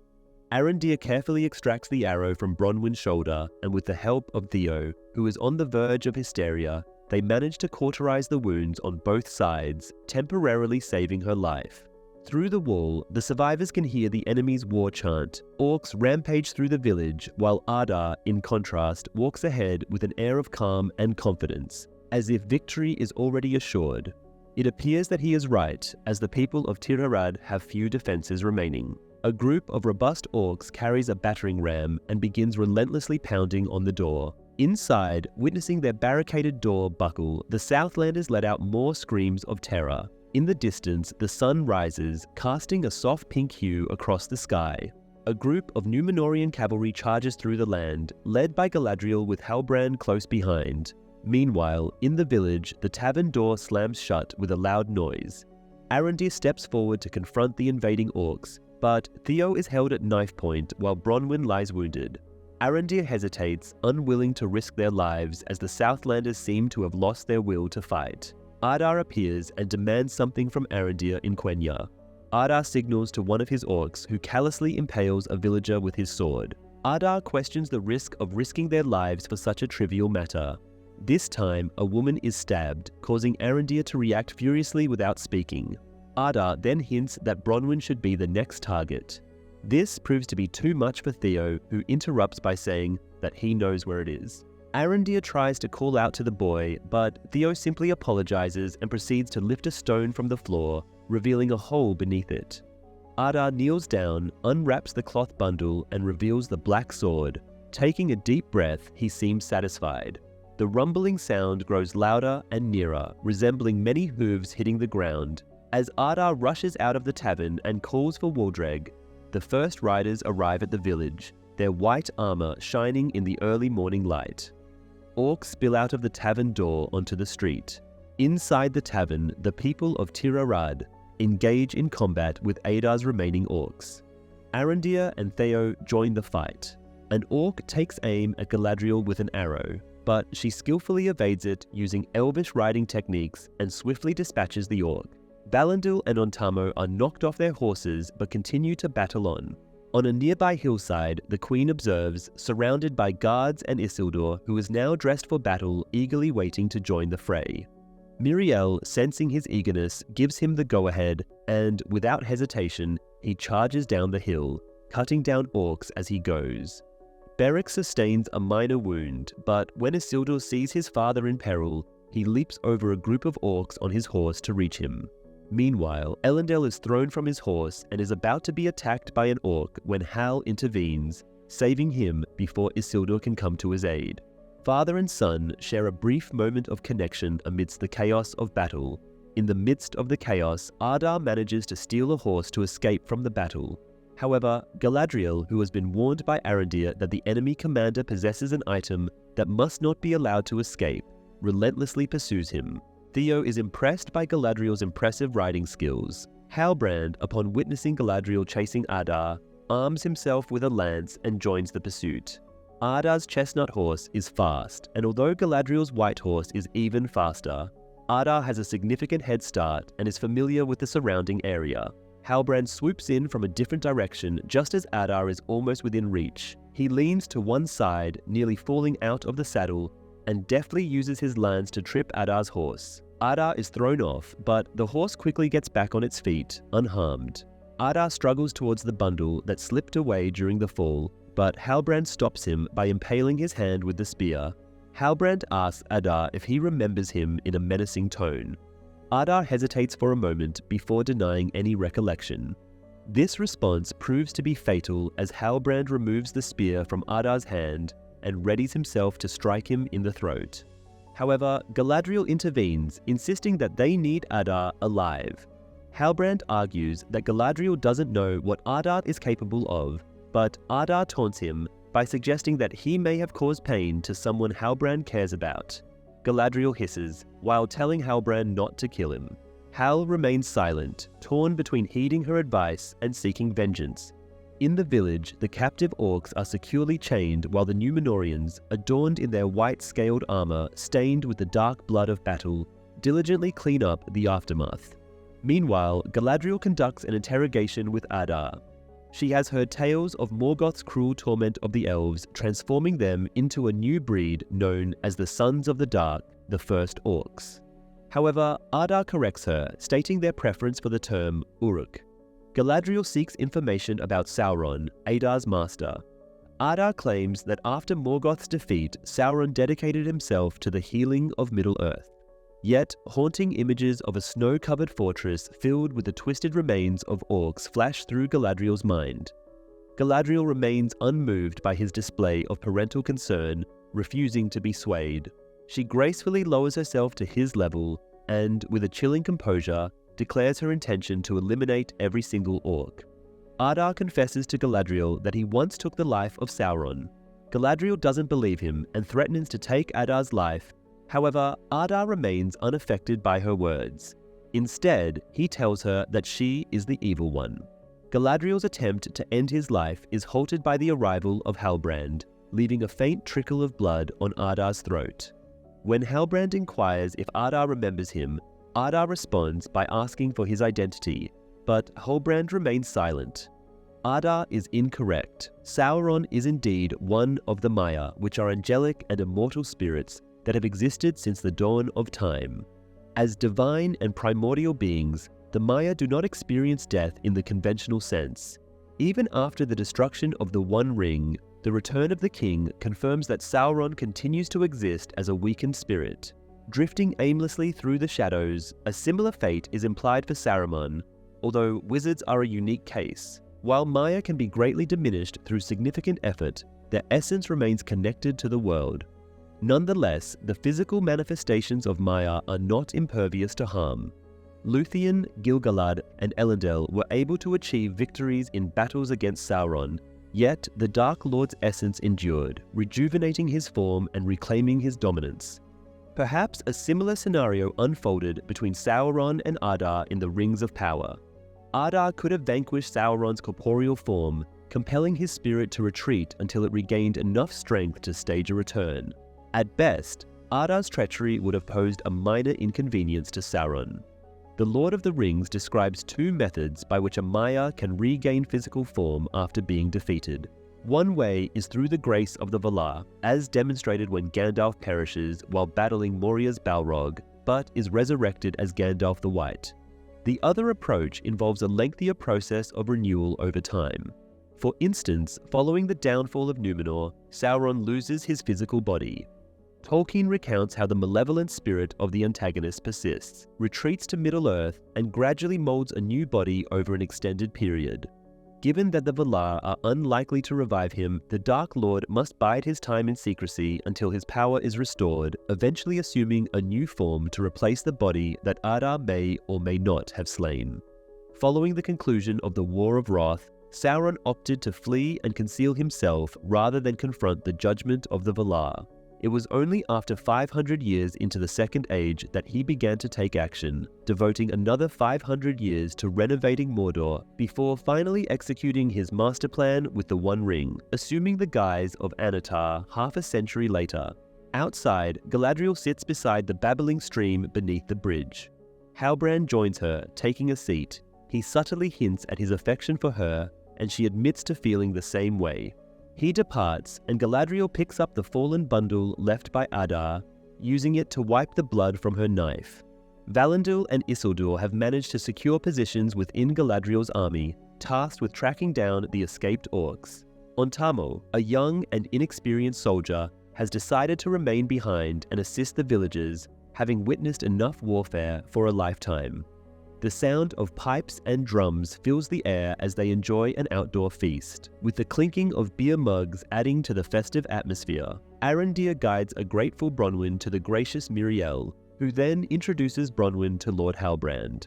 As soon as she notices his winged crest, she leads a cheer, proclaiming him as the true king of the Southlands. Arondir notices Theo sitting alone, burdened by guilt and the loss of power that the hilt had stirred within him.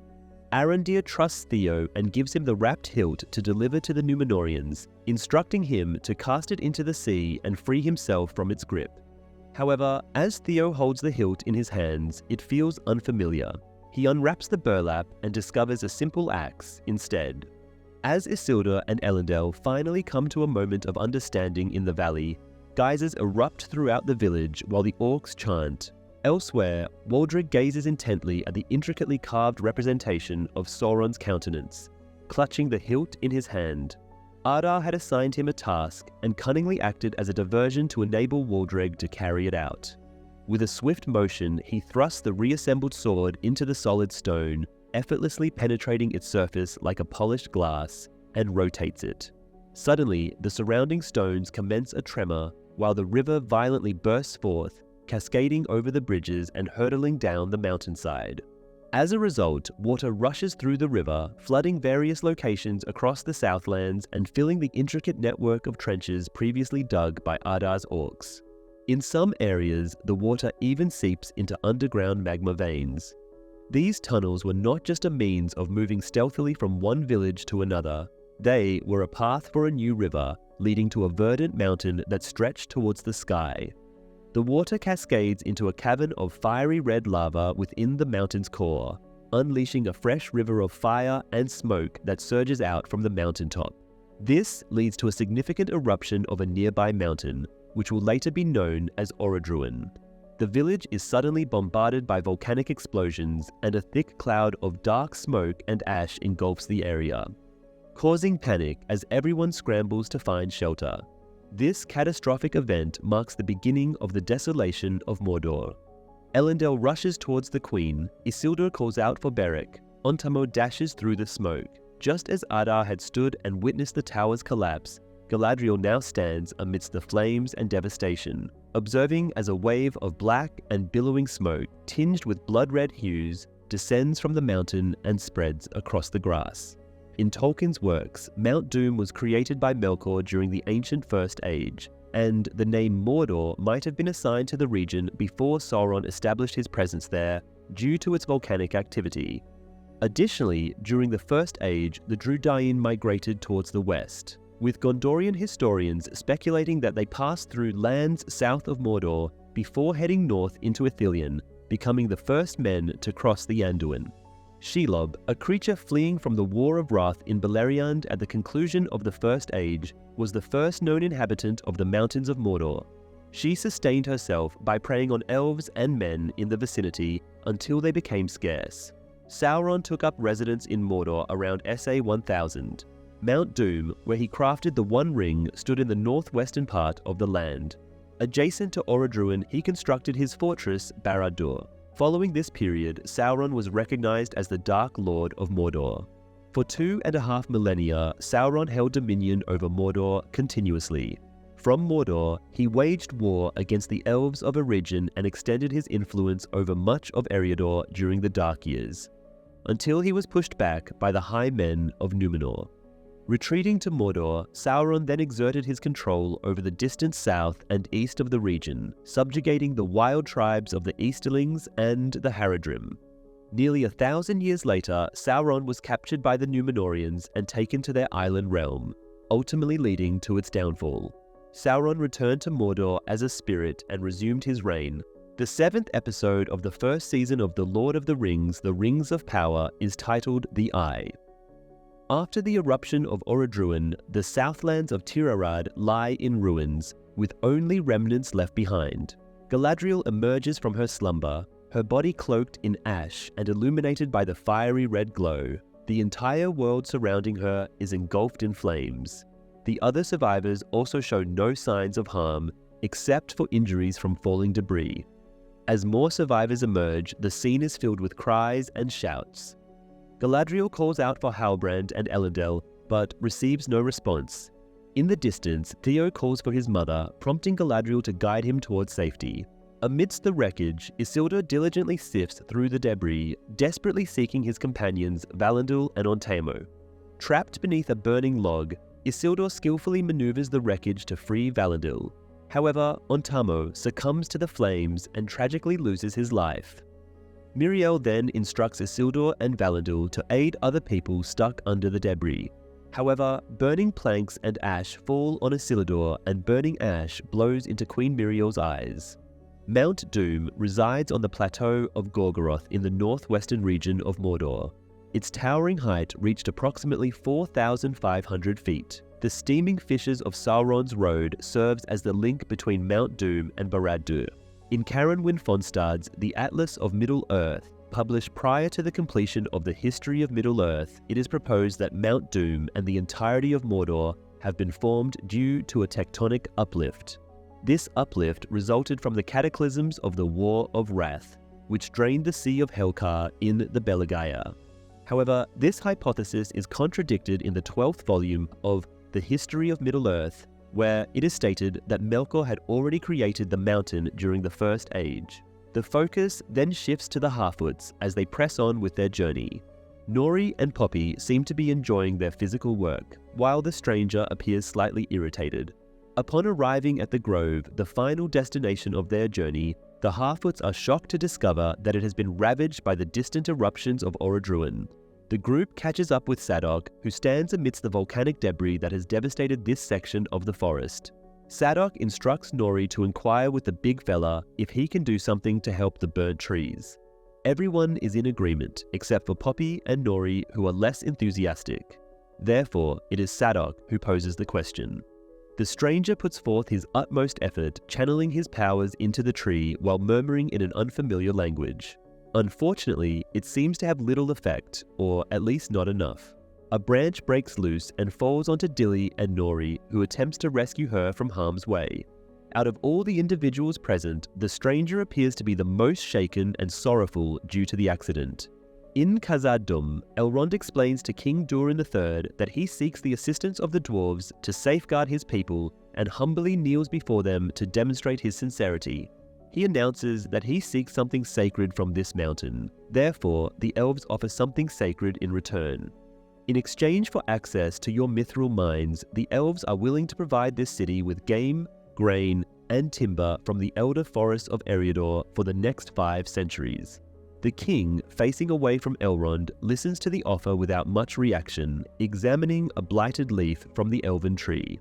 His son, however, seems to appreciate the proposal, as do 2 dwarves from the council, albeit with some doubt.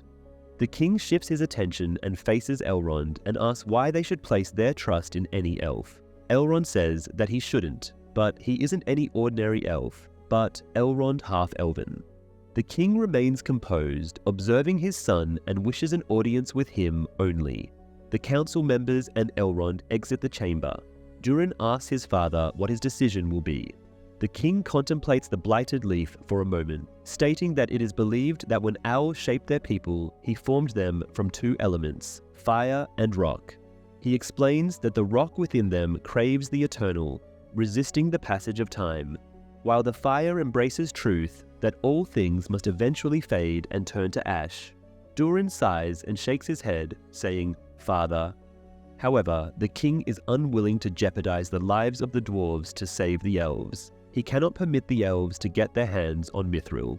Back at Durin IV's residence, Disa vehemently protests against Durin Sr.'s decision. She refers to him as an elderly fool and accuses him of having lice in his beard. However, she then composes herself and offers an apology. She also assures him that the mithril will eventually belong to them when Durin III's reign comes to an end. Elrond observes Durin's somber demeanor and comprehends the situation. Durin's voice trembles as he says goodbye. His eyes are welling up with tears. The elf reassures him that their paths will cross again unless fate decides otherwise. With a heavy heart, he returns the small fragment of mithril that Durin had entrusted to him earlier. Elrond departs, his head bowed, stealing a sorrowful glance over his shoulder. Durin IV unintentionally places a mithril gem near an old yellow elven leaf on his table, causing it to be restored. Realizing the significance of the mithril, he calls out to Elrond. The most significant alteration in the Rings of Power is the reinterpretation of mithril as a substance created from the combined forces of Valinor. In Tolkien's original lore, mithril was simply a naturally occurring material that the dwarves mined from rocks for its usefulness. Mithril has a relatively minor role in the history of Middle-earth, being associated with the Doors of Durin, Bilbo Baggins' shirt, and the awakening of the Balrog. However, in order to establish a new origin for this substance, the Rings of Power not only revises the history of the Silmarils and the biology of the elves, but also weaves an entirely new legend from the First Age. Back in the Southlands, Galadriel and Theo find themselves concealed in a charred forest, enveloped in a deep crimson darkness. From their hiding spot, they observe the passing orcs. Theo wants to fight, but Galadriel stops him because they stand no chance. So far, Theo is unable to locate Bronwyn or Arondir. He expresses his desire to become a soldier, prompting Galadriel to hand him her sword. She tells him he will become one in due time. Meanwhile, Elendil receives the tragic news of his son's death. Míriel has also lost her sight. She implores Elendil and Valinor to keep this information confidential. In Amazons, The Rings of Power, Queen Regent Míriel's actions deviate significantly from the events depicted in J.R.R. Tolkien's original works. Míriel, a relatively minor character in Tolkien's lore, is portrayed as the heir of Tar Palantir, who is compelled to marry her cousin, Ar-Pharazôn, leading to his ascension as the King of Númenor. Despite her efforts, Míriel holds little influence over her husband's oppressive rule. In a desperate attempt to flee Númenor's downfall, Míriel tragically succumbs to the cataclysmic waves that engulf the island as divine retribution. The Great, a place known for its large settlements of bigfolk. Although Sadoc's intention is not to be unfriendly, it would be beneficial for both parties if the stranger continued his journey. The stranger, still wearing a grey cloth as a sunshield, appears despondent. He leans against a tree, feeling defeated as his attempts to revive it were unsuccessful. However, his demeanor changes when Sadoc hands him a piece of paper. Sadoc informs the stranger that the people there can assist him in finding his stars. The stranger accepts the paper and unfolds it, revealing a depiction of the constellation he had been sketching earlier. Not being well versed in constellations, Sadoc provides some insight, mentioning that the Harfoot folk have not seen the stars since their ancestors resided in unknown lands over a millennium ago. He gazes at the distant cliffs he must traverse, but eventually he nods in acceptance. Rising to his feet, he silently bids farewell or expresses gratitude to Sadoc before embarking on his journey, still carrying a sense of dejection. There is a small yellow flower blossoming within a crevice of the bark of the tree as the stranger walks past. Unaware of this natural beauty, the stranger moves as if in a trance. He gazes upwards and discovers himself standing before the Brandyfoot family. They express their regret at his departure, having journeyed together for what must have been weeks. Poppy and Nori are also present. Just as he is about to continue on his way, still unable to utter a word, Nori approaches and offers him an apple. They share a prolonged moment of silent exchange, with Nori sniffing. Eventually, he accepts the apple and departs. Later, Nori engages in a conversation with her mother. She admits that she regrets having met the stranger and inviting him into their lives. At nightfall, Galadriel and Theo have taken shelter under a tree. He asks her if she has ever lost a loved one. She tells him that she has lost both her brother and her husband. She never saw her husband Celeborn again after he went to war. Celeborn's existence in the Fellowship of the Ring towards the conclusion of the Third Age, when the Fellowship reaches Lothlorien. Therefore, it seems implausible for him to have perished during the Second Age in the Rings of Power. While elves are often labelled as immortal, J.R.R. Tolkien's portrayal of their life and death deviates from the conventional understanding of the term. Although he did not intentionally incorporate a theme or message into his Middle-earth stories, he observed that the theme of death frequently emerged, highlighting the contrast between elven immortality and man's gift of death as a significant element. In letter 208, Tolkien wrote, "The elves were tempted towards idle melancholy, burdened with memory and attempts to halt time. In contrast to men, whose spirits depart to an unknown realm beyond Adar upon death, the spirit of an elf, known as Feia, is sent to the halls of Mandos, a tangible place located in Valinor, which remains within the boundaries of Adar and is overseen by Mandos, one of the Valar. Within the halls of Mandos, their Feia is revitalized for a period of time as they undergo purification and contemplation. All elves have the choice to reclaim a physical form after death, should they desire to do so, although there is no indication in Tolkien's works that Celeborn ever experienced death and reincarnation in Middle-earth. According to Tolkien's lore, Celeborn is meant to stand alongside Elrond in the defense of Eredin against Sauron, a pivotal event that is likely to unfold in an upcoming season of the Rings of Power. Therefore, his return is imperative for the show to remain faithful to Tolkien's canon. Moreover, the revelation that Galadriel and Celeborn are already wed prior to the events of the Rings of Power aligns the series more closely with Tolkien's original timeline, as the couple's union took place during the First Age, resulting in the birth of their daughter, Celebrian, a detail that is yet to be addressed in the show. Durin and Elrond secretly engage in mining the tunnels for Mithril. At a certain point, Durin realizes that Elrond intentionally let his dwarf friend win the rock-crushing contest. The duo resumes their labor, yet each strike of Durin's hammer results in the cave trembling. After breaking through a wall, they stumble upon a vast chamber filled with mithril. Unfortunately, the king discovers their secret. Elrond is seized and thrown out of Khazad-dûm. Later, Durin IV implores his father once more to reconsider and permit the mining and trading of mithril. However, the king becomes furious when Durin III mentions his deceased mother and compares Elrond to a brother. In a fit of rage, the king strips his son of his royal status, declaring him no longer a prince. The following day, Nori wakes up to the sound of Poppy's melodic singing. Poppy is indulging in a large, vibrant, blushing apple. Nori warns her that they should save those. Poppy then suggests that Nori should take a look outside. Upon stepping outside, Nori witnesses a remarkable transformation. The previously scorched orchard has miraculously turned into a flourishing site, adorned with lush green leaves and abundant fruits. Everyone is engrossed in the task of harvesting, except for Nori. Sadok expresses his desire to take such a bountiful crop to the market. Nori doesn't understand how any of this is possible. Poppy insists that the stranger fix the problem. Nori feels a pang of sadness as she realizes that sending the stranger away was unjust and unfair. Then, conversations ensue about apple sausages, or rather, applesauce, but none of it manages to bring a smile to Nori's face. They diligently pluck and gather the crop, filling their carts to the brim. Later, while Poppy is collecting water from a small stream in the woods, she notices a sizable footprint. It is clearly from a human wearing shoes. Startled, she drops her basket and rushes to warn the others. As the basket drifts downstream, it eventually catches the attention of the trio dressed in light blue robes. During the night, when the Harfoot are either asleep or concealed, the trio can be observed ascending the slope towards the tree that the stranger had conversed with, while attempting to revive its health. Nori and Poppy, hidden from view, observe with apprehension. They gaze at the tree and pluck a single tiny yellow flower, which unerringly guides them in the direction he traveled.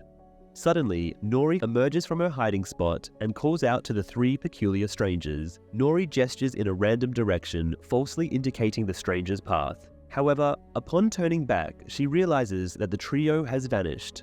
The most prominent figure among them plucks a flower from Nori's head. The entire Harfoot group emerges from their concealment, confronting the trio with Largo leading the charge, brandishing a torch. The leader's actions fail to leave an impression. With a simple touch, she extinguishes the flames on the torch using her bare hand. Then, she unclenches her hand and blows gently at the tiny sparks. In an instant, the sparks ignite and all the Harfoot carts erupt into flames. The impact is catastrophic. In the mythology, the Ainur consist of the Valar, who hold higher ranks, and the Maiar, who are of lower rank, serving as an analogy for archangels and angels. Morgoth was a Valar, while Sauron, his right-hand man, was a Maiar.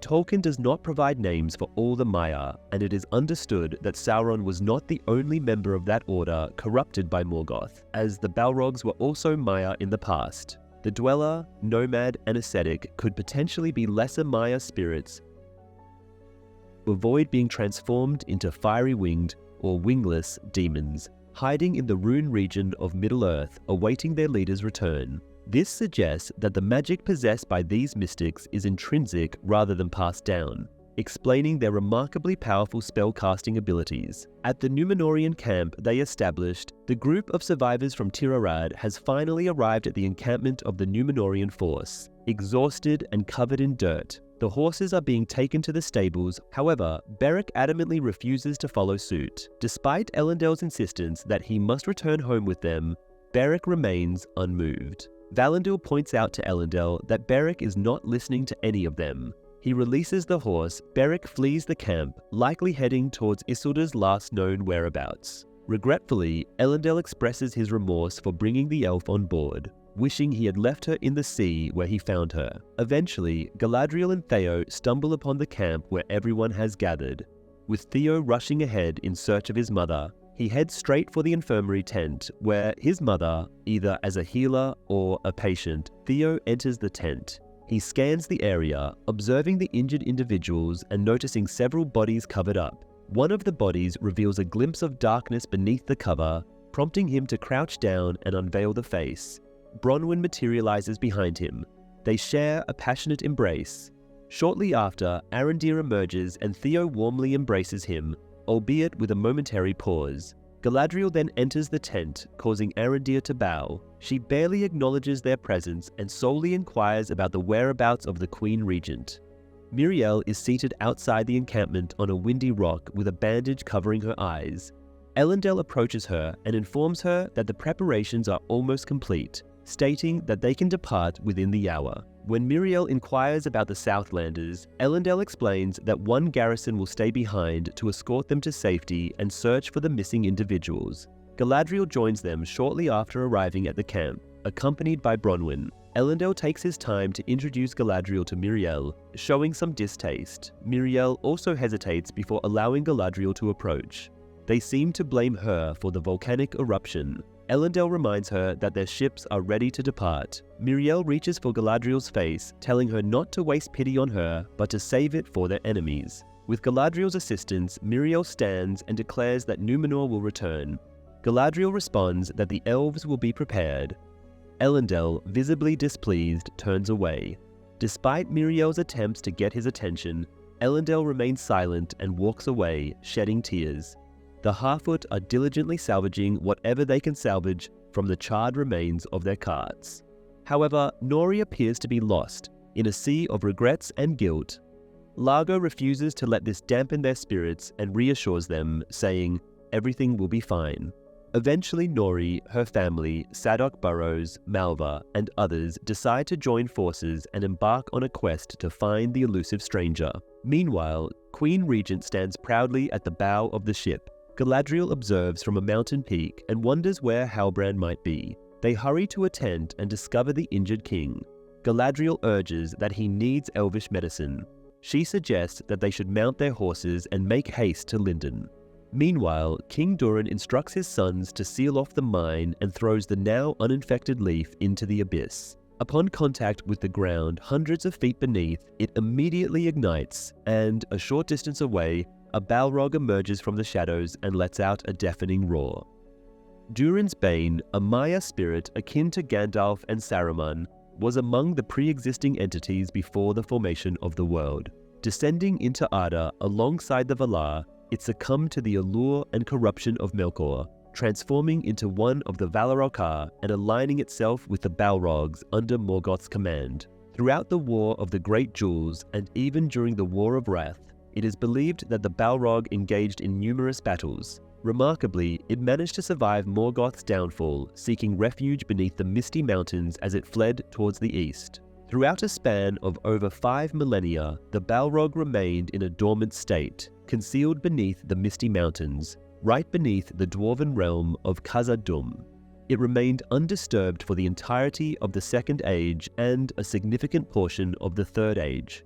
However, in TA 1980, the dwarves unintentionally awakened the Balrog as they delved too deeply and greedily in their relentless pursuit of Mithril. In that very year, it mercilessly took the life of Durin VI, and his son Nain thy valiantly attempted to vanquish the creature a year later in TA 1981. Tragically, Nain I also fell victim to the Balrog's wrath. Following these devastating events, the dwarves of Durin's folk were compelled to abandon their ancestral home. In the first month of TA 3019, the Fellowship of the Ring embarked on a journey through Moria en route to Mordor. During their passage, they encountered a perilous situation within the chamber of Mazabul, where they were viciously assaulted by orcs. In an attempt to impede their pursuers, Gandalf endeavored to cast a protective enchantment upon a nearby door. However, to their dismay, the Balrog emerged on the opposite side of the chamber and swiftly countered Gandalf's spell. Despite Gandalf's valiant efforts to command the door to hold, it succumbed to the Balrog's power, resulting in the catastrophic collapse of the chamber. The company escaped alongside Gandalf, but the orcs and the Balrog, taking a different path, caught up with them at the bridge of Khazad-dûm. At the bridge, Legolas immediately identified it as a Balrog, while Gimli recognized it as Durin's Bane. Gandalf, the only one capable of facing it, then ordered the rest of the Fellowship to flee across the bridge, while he stood in the way of the Balrog. The demon's flames appeared to diminish, but its shadow grew before it attacked with its flaming sword, which turned into molten metal upon clashing with Gandalf's own sword, Glamdring. The Balrog then leaped onto the bridge, wielding its whip, and in response, Gandalf struck the bridge before him with his staff. The staff shattered and a blinding burst of white flame erupted, causing the bridge to crack beneath the Balrog's feet, leading it to fall into the abyss.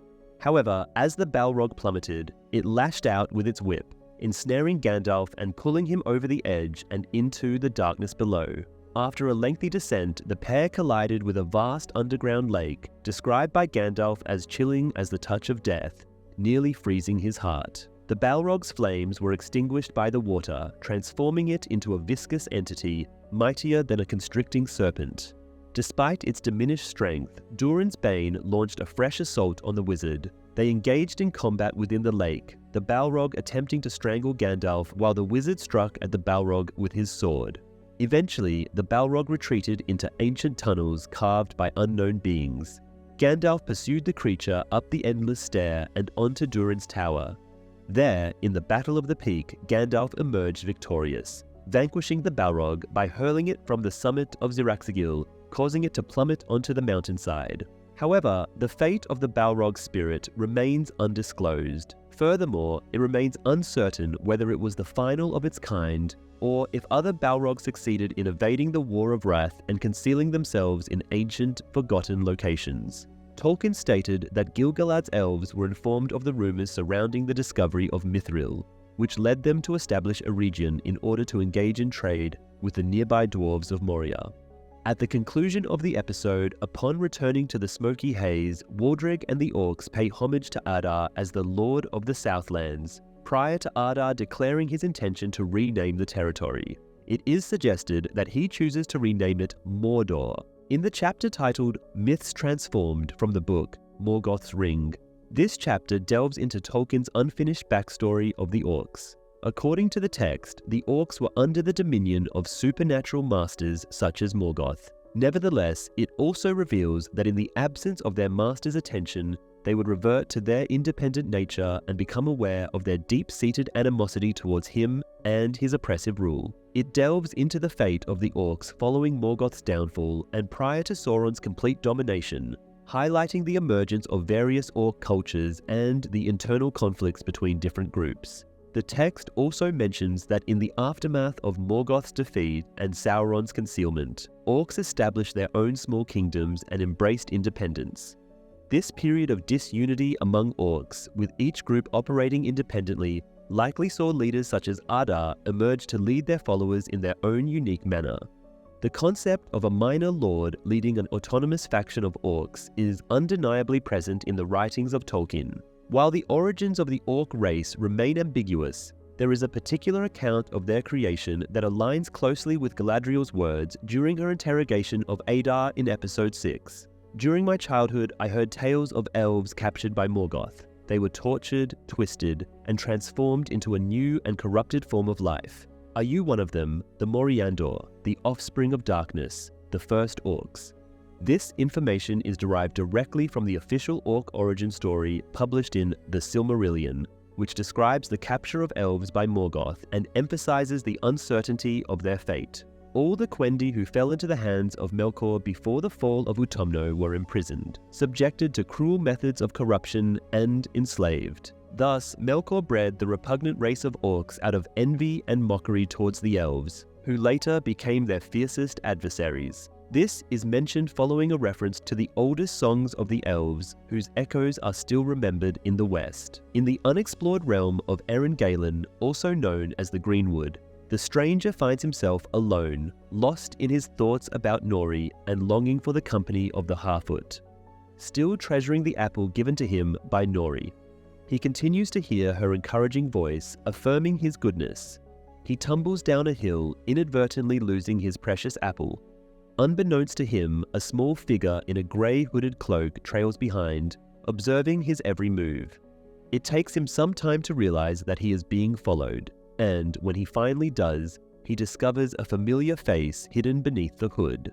Nori's face. However, something seems amiss. Nora's expression is devoid of its usual liveliness, and her eyes, though blue, possess an unsettling shade. Suddenly, the figure transforms into one of the 3 sinister women dressed in white cloaks. These women are commonly referred to as the Mystics, with the trio consisting of the Dweller, the Nomad, a wide-eyed individual wearing a helmet, and the Ascetic, who dons a headdress resembling horns. The Dweller, with her peculiar blue eyes fixed on him, stands before him in silence, revealing herself to be a shapeshifter. The other 2 women approach the stranger and, in Quenya, the Ascetic declares, "We have come to serve you, Lord Sauron." They all kneel and bow their heads in reverence. The following scene transitions to Galadriel and Halbrand, mounted on the 2 horses previously seen, galloping across a vast plain towards what seems to be either Eregion or Lindon. Galadriel is urging her horse forward, while Halbrand appears to be barely alive, slumped over the saddle. Elrond and Celebrimbor are discussing the arrival of Gil-galad, even though they have nothing to present him with. Just then, Galadriel and Halbrand arrive at the gate, surprising Elrond, who had expected Galadriel to be in Valinor for many months. Concerned, Elrond inquires about what happened. Halbrand expresses his exhaustion, but the Elvish doctors attend to him nonetheless. Galadriel turns to Celebrimbor as 2 armored elves emerge from the gate, carrying Halbrand inside. Galadriel asks if he can help him. The scene transitions to an interior room where healers are tending to Halbrand, who remains unconscious on the bed. Elrond and Galadriel observe from a distance. Elrond then leads her to another room. Elrond regrets not accompanying her to the light, but Galadriel reassures him. A few days later, Celebrimbor is carefully rolling up a scroll that he has been studying in a secluded chamber of his workshop. Suddenly, he hears the sound of fabric rustling. Determined, he moves towards the origin of the noise and demands them to reveal themselves. Halbrand, still appearing slightly pale and perhaps a bit unsteady in a flowing blue tunic, cautiously peeks around a corner. He inquires if Galadriel is there. Celebrimbor responds that she is not there and inquires if he should not be resting, but Halbrand asks about his whereabouts. Responding, he says it was the workshop of Celebrimbor. Not recognizing him, Halbrand inquires, hoping for a chance encounter with the renowned figure. Celebrimbor chuckles softly. He confirms that he is in fact there, reaching up to pull a chain that opens a large flower-like skylight, allowing light to flood the room and reveal the wonders of his laboratory. The workshop is filled with intriguing geared machines and intricate devices designed not only for functionality, but also for aesthetic appeal. Celebrimbor modestly smiles and asks if Halbrand is a smith. Halbrand pauses in front of the table, eyeing the 3 jewels and the piece of mithril. Halbrand inquires about Celebrimbor's project. Celebrimbor explains his lack of resources, prompting Halbrand to suggest using other ores to enhance the mithril shard. Celebrimbor admits that he has never thought of that before. Meanwhile, in Númenor, Pharazôn, in a grandiose speech, reveals that the king is dying. The Chancellor predicts that there will be black flags filling their harbour in the near future. He commands his group of apprentices, which includes Isildur's sister Arianne, to devise a way to honour the ailing king. Each apprentice will have 1 hour to study the king and create their drawing. When Arianne's turn arrives, she is found alone with the king, putting the finishing touches on her portrait. The elderly man starts to stir and groan, prompting Arianne to set aside her sketching tools and tend to him. He confuses her for his daughter and grasps her hand. He tries to warn her of their impending doom. He begins to cough violently, causing Arianne to retreat in fear, leaving the room to seek assistance. He stumbles out of bed, muttering incoherently, opens a concealed door to his palantir, and instructs her to peer inside. He warned her not to make the same mistake he did by staring for too long. Despite his caution, the girl's curiosity got the best of her. She ascended to the room at the top of the tower, reminiscent of a scene from a previous episode. There, she uncovered the palantir resting on its stand, reached out and removed the cloth covering the globe, revealing a sight that remains a mystery to us. Míriel, Galadriel, and Tar Palantir all communed with this mystical orb, and each of them witnessed the same vision depicting the destruction of Númenor. It is reasonable to assume that Arianne's prophetic encounter will follow a similar pattern, where she too will witness the relentless waves crashing upon her homeland. Tolkien's Palantiri have the ability to reveal various visions, not only of the future, but also of distant events taking place in the present. While everyone else believes Isildur to be deceased, it is possible that the Palantir will unveil his survival to Irian. In Tolkien's original narrative, Elendil and Isildur quietly resist Ar-Pharazôn's reign when he seizes the throne and appoints Sauron as his high priest. However, with the introduction of the Rings of Power and its impact on Irian, it is plausible that she may align herself against her own kin in support of Pharazôn and Sauron. If this were to occur, Irian's chosen profession could play a crucial role. Having recently been accepted into the Builders Guild, Irian possesses a deep passion for architecture and construction. When Sauron arrives in Númenor and cunningly maneuvers himself into a position of authority, he and Pharazôn commission the construction of a grand temple dedicated to Morgoth. Irian may find herself intricately involved in this ambitious construction project. High King Gil-galad attentively listens to the proposal put forth by Celebrimbor and Elrond. Galadriel is also present. With a hint of suspicion, the king inquires about the notion of a single object encompassing the entirety of Middle-earth. Celebrimbor confidently responds, suggesting that this object could take the form of a crown. Expressing his reservations, the king hesitates to embrace such a perilous endeavor of mystical nature, which would consolidate all this power onto a single individual. Celebrimbor asserts the potential of gaining control over flesh. Galadriel thinks it is a strange thing to say and questions him about it. He simply avoids telling her. Elrond persuades the High King to allow them to proceed with their plans shortly after. Meanwhile, in the Grand Forge, Halbrand carries out his tasks while Galadriel observes with suspicion. She begins to delve into Halbrand's background. The stranger engages in a conversation with the three wise women. He is still uncertain about their identities, but they acknowledge his destiny, stating that his stars are situated in the land of Ron. They even call him Sauron. He performs magic with the wind. However, the Dweller intervenes and incapacitates him before he becomes too uncontrollable. In the vicinity, the Harfoots conceal themselves in the bushes. The three astute women perceive their presence, secure the stranger to a tree, and depart. Nori endeavors to release her companion, but her mother unexpectedly encounters the genuine stranger lying in the woodland. Nori quivers as the stranger fastened to the tree launches an assault. The remaining two adversaries arrive and hurl a knife towards Sadok. The stranger resurfaces and summons the wind. The Dweller attempts to engulf the entire forest in flames. All hope seems to be lost, but then Nori presents the Dweller's staff to the stranger and instructs him to determine his own path. He rises and employs the staff to conquer the three wise women and declares that he is not Sauron, he is Istar.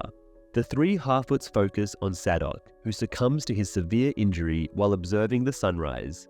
The first season finale of The Rings of Power confirms that the stranger is indeed an Istar. In The Lord of the Rings, the Istari are a group of 5 wizards who arrive in Middle-earth to assist in the battle against Sauron. For a while, audiences had speculated that the stranger could be the Rings of Power's interpretation of Gandalf. The stranger's appearance, with long grey hair and a wild beard, bears a vague resemblance to Ian McKellen's portrayal of Gandalf in Peter Jackson's The Lord of the Rings films. Furthermore, the stranger's friendship with the Harfoots could potentially foreshadow Gandalf's fondness for hobbits in The Lord of the Rings. The stranger, despite being declared an Istar by the Dweller and her people, still cannot recall his name or past life upon his arrival in Middle-earth.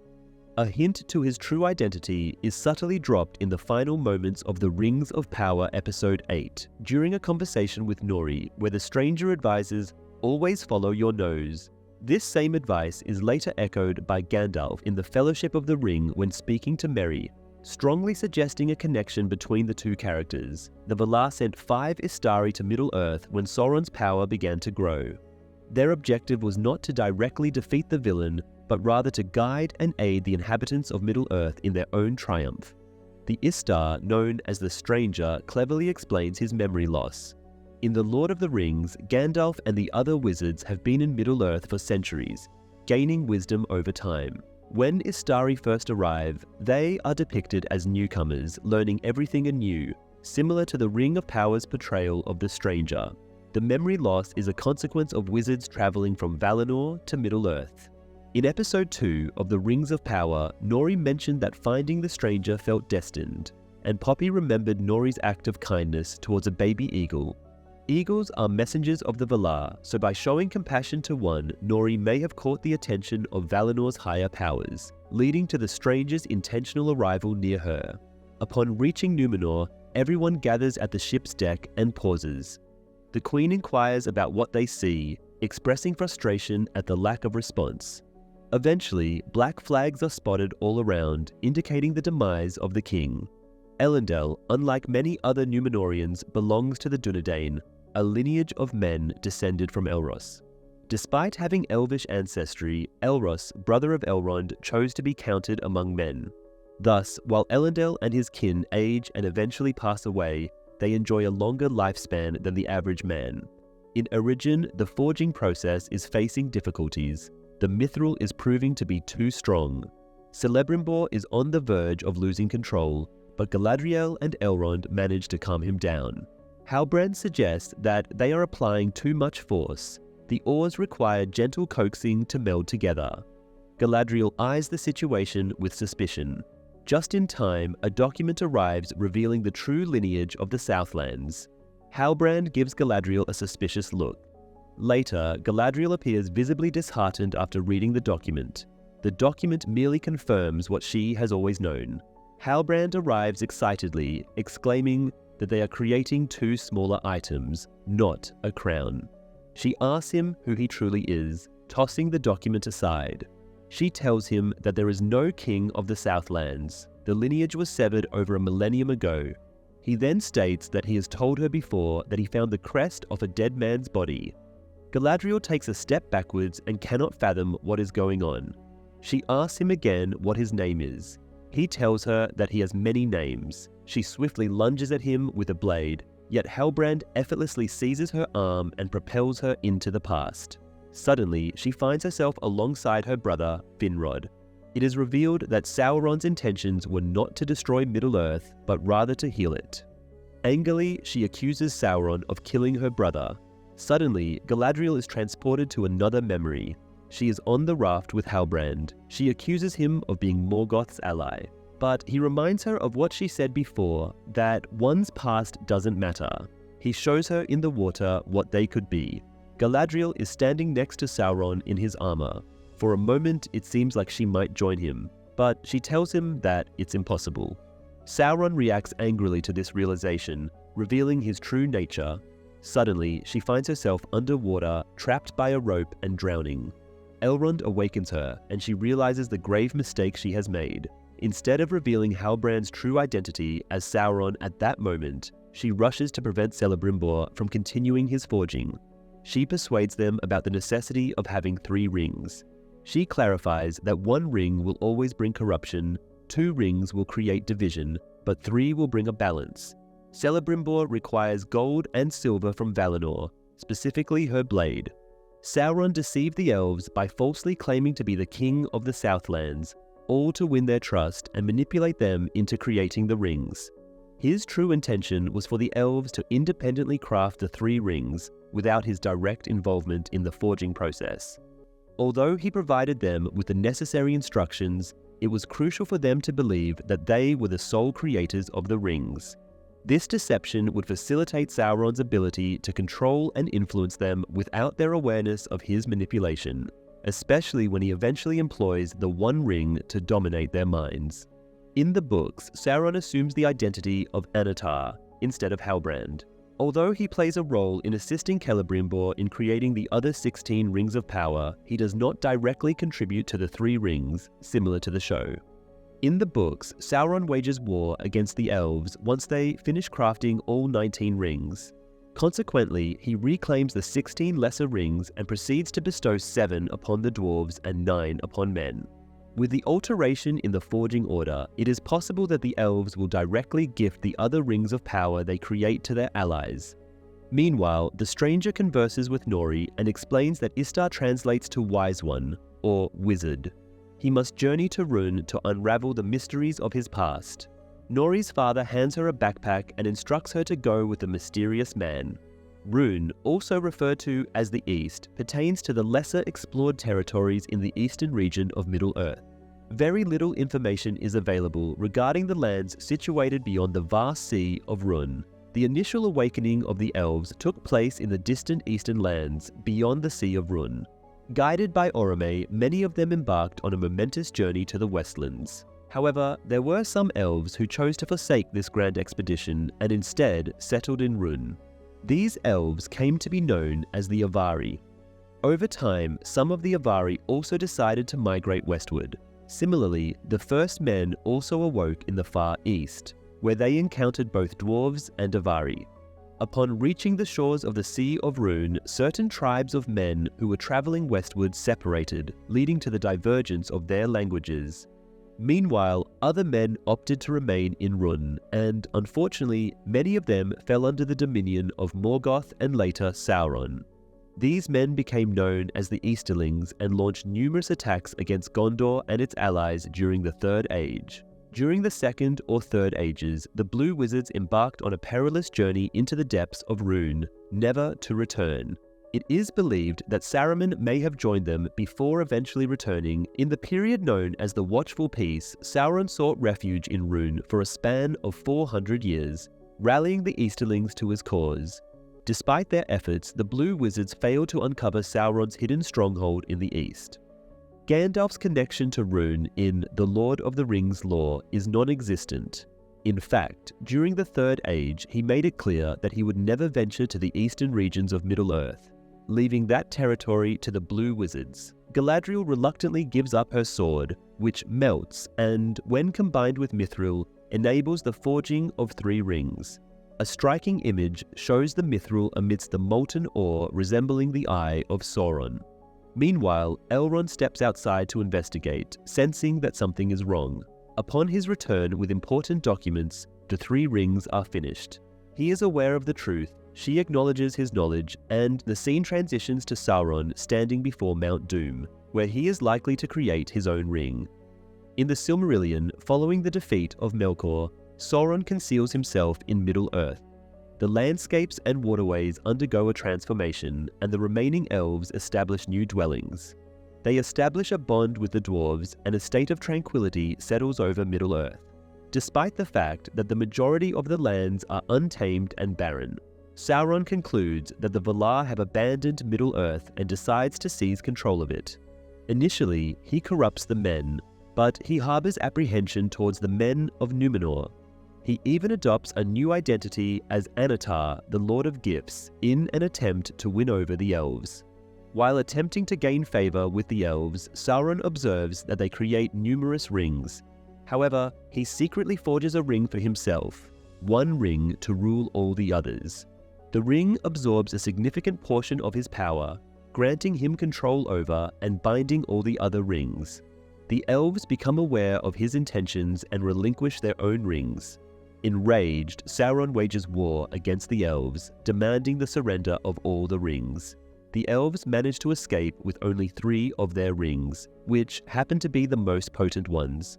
Nenya, referred to as the White Ring and Ring of Water, was among the trio of rings of power bestowed upon the elves of Middle-earth during the Second Age. This ring was possessed by Lady Galadriel of Lothlorien and was usually invisible to others. However, Frodo Baggins could see it due to being a ring-bearer himself. Nenya's ability was to preserve and shield from malevolence. Galadriel harnessed these abilities to establish and maintain Lothlorien. Following the destruction of the One Ring, its influence waned alongside the other rings of power.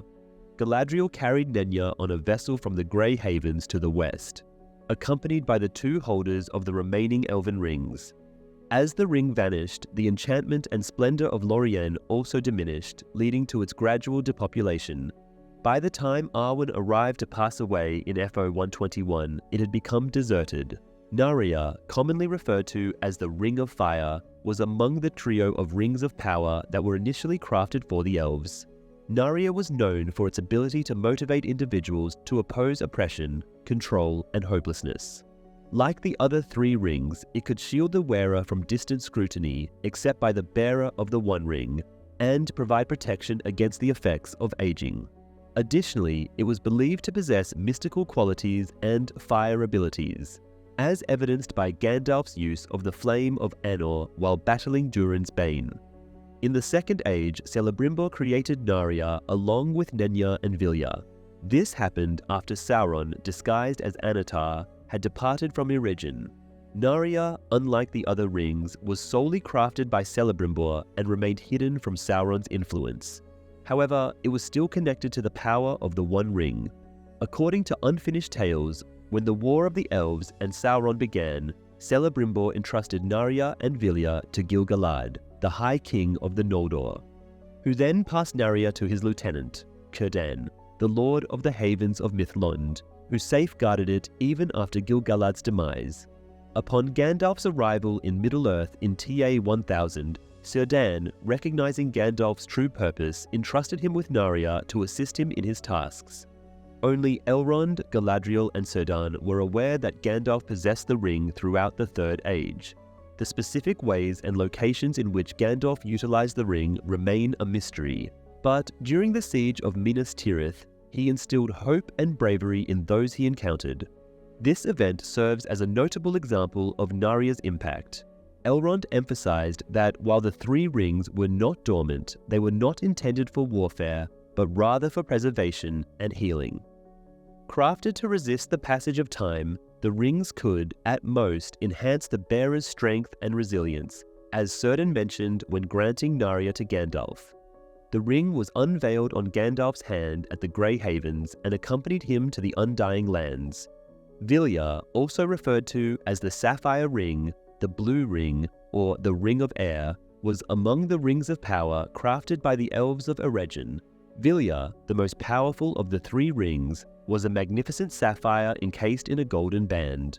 While the specific abilities of Vilya remain undisclosed, it is believed to possess the power of healing and preservation.